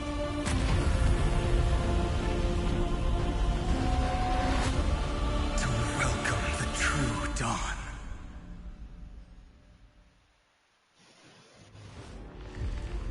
Finally. The end of this journey. All of us reunited beneath a vast, endless sky. Ma'am. Yes, it's me. I will remember what you want to say to her. No need. I can see that she's right here. All the companions who sacrificed themselves, their wishes. It's all here. Have we succeeded? I think we have. Tomorrow, the stars will sing of the story of the Flame Chase journey. And it won't just be you in it. There will be countless numbers of you. Amphroreus will be a glorious and magnificent world of heroes in the universe's memories. Hence, for this world we so deeply love. Let us write its ending.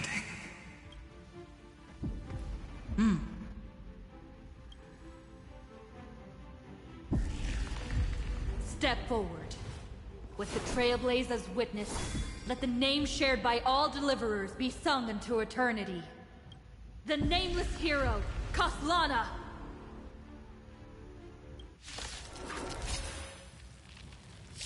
I see the pale dawn breaking, with my flesh as kindling. Light the first dawn of the new world. Flowers bloom for tomorrow. Mavis, dispel the gloom, restore the skies. Next time it rains, I'll be there, umbrella in hand, till we meet again. Stop messing around. Your time to shine.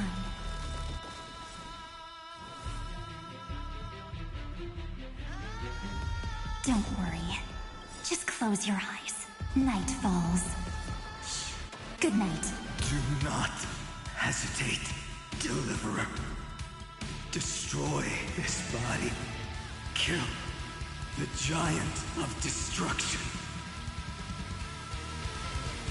The fury overflowing. Put down your hesitation. Iron Tomb's hatred is bottomless. It will turn into countless factors, sweeping across the stars. When the time comes, promise me, use the world-cleansing golden blood to turn everything to ash. With this fire, I wish you eternal victory. Remember me with love. May life and death sprout new buds. Don't blink. May life and death sprout new buds. Cleanse hatred with love. Destruction. Rebirth. Deliverance. Cleansing. 30 million cycles of heartbeat. Bell rings out. Promise me the dawn graced by stars. That's good. Finally, golden wheat field. In the starry sky, warm fire.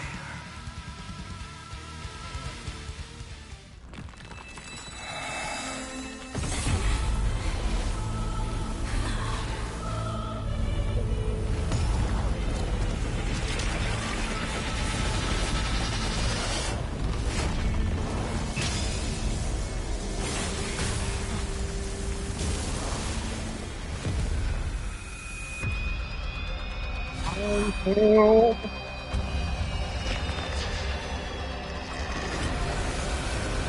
Bear witness. Monarch of myriad machines. One ridiculous creation. The instant in your calculations bears the name Destruction.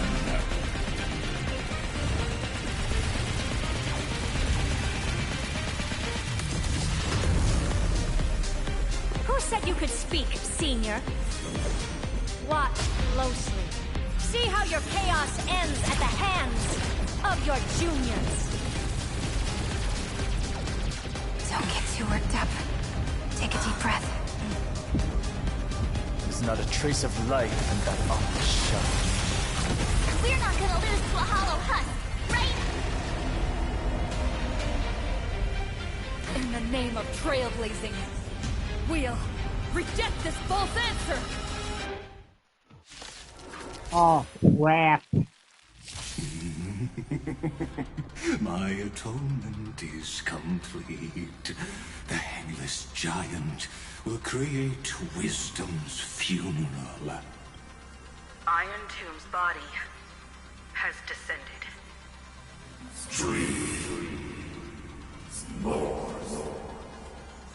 More. Is it querying for news? Don't worry about what happens out here. Interfere with it as much as you can.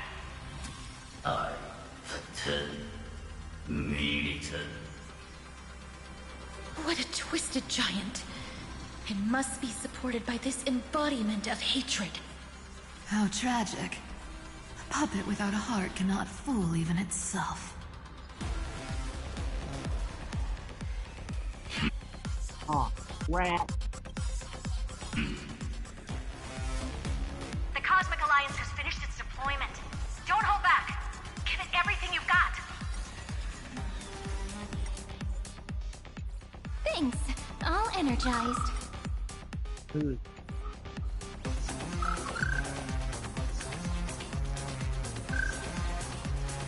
Don't worry. Just close your eyes. Night falls. Good night. Till we meet again. You're lost. Immediately. I shall remember this world.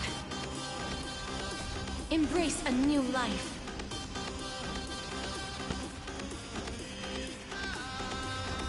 May death protect us!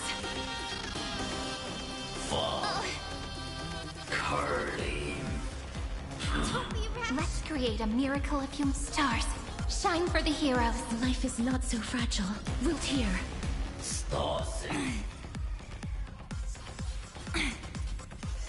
That kinda hurt.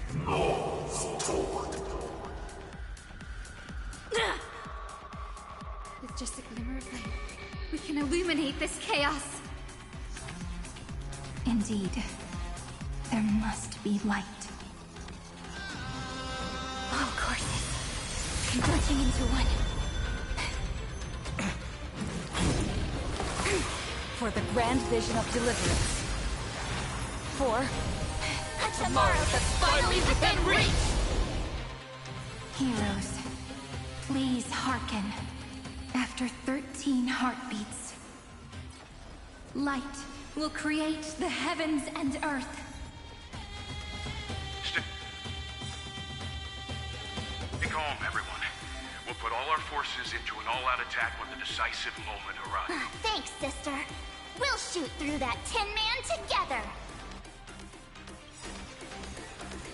I shall remember this word. Embrace a new life. Don't worry. Night falls. Good night. Rise and shine.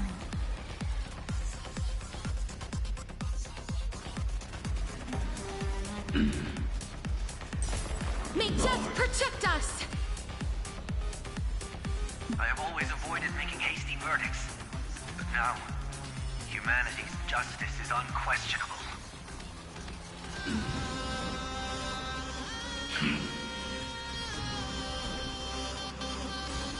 The stars will carry every memory into Amphroreus' tomorrow.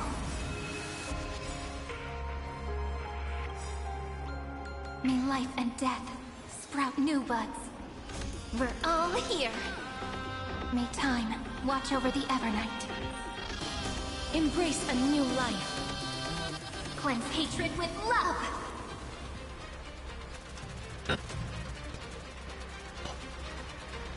May death protect us! Don't worry. Night falls. Good night. Spread this light into the darkness!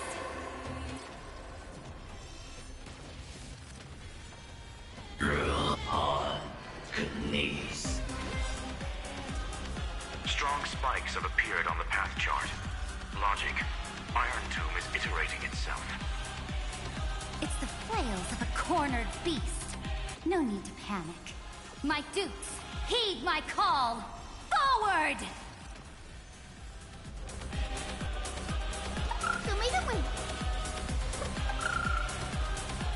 Let's go. Embrace a new life.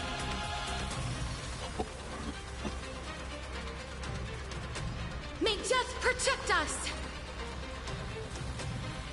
Struggle as much as you want, you brainless half-baked tool with nothing but impotent rage! Root here. Let's create a miracle of humanity. Take the answer! Again. Again. We're all here. May time watch over the Evernight. Till we meet again.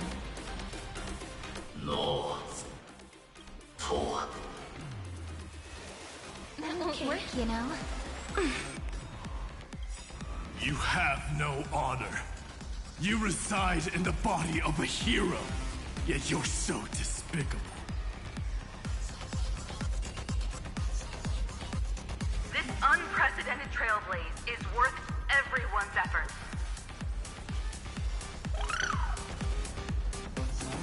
As you wish. The cosmos is looking. This is eternity!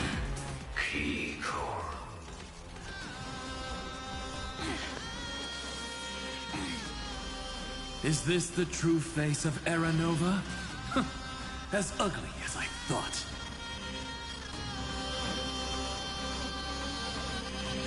I will pass on your gift, lady. It's as warm as an embrace.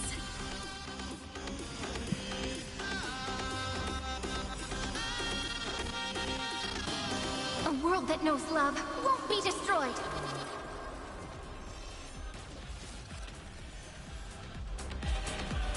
The cosmos does not need a third emperor, much less an artificial tyrant. I'm okay.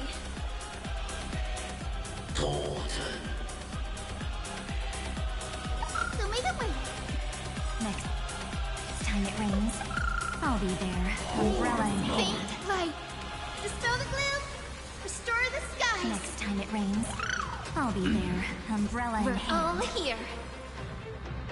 May life and death sprout new buds.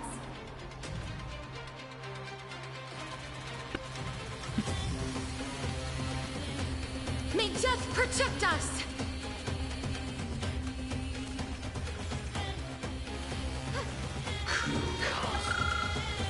The progress of Aaron Nova has been interrupted? Does this mean we won? Oh, but we have a bad feeling about this! The golden thread still trembles.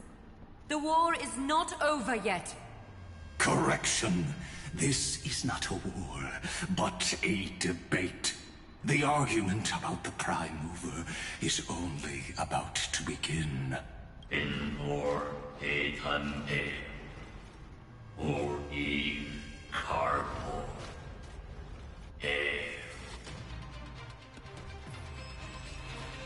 What? How can this path, energy, anomaly? We must stop, otherwise. Here! Why? Friend, how does it?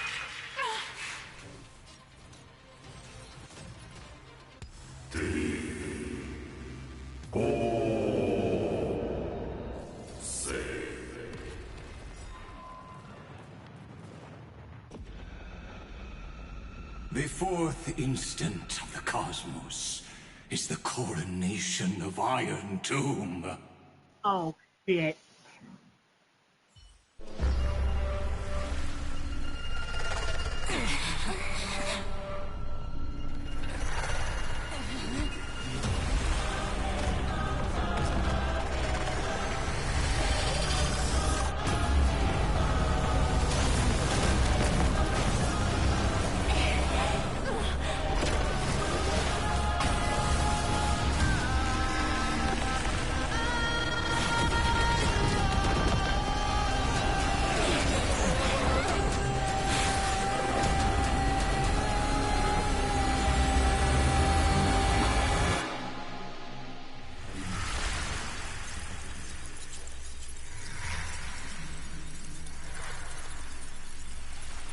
The conclusion is irrefutable. The right side of the equation, the erudition, falls silent. In 13 heartbeats, they will begin recalculating the universe. With destruction as the only solution.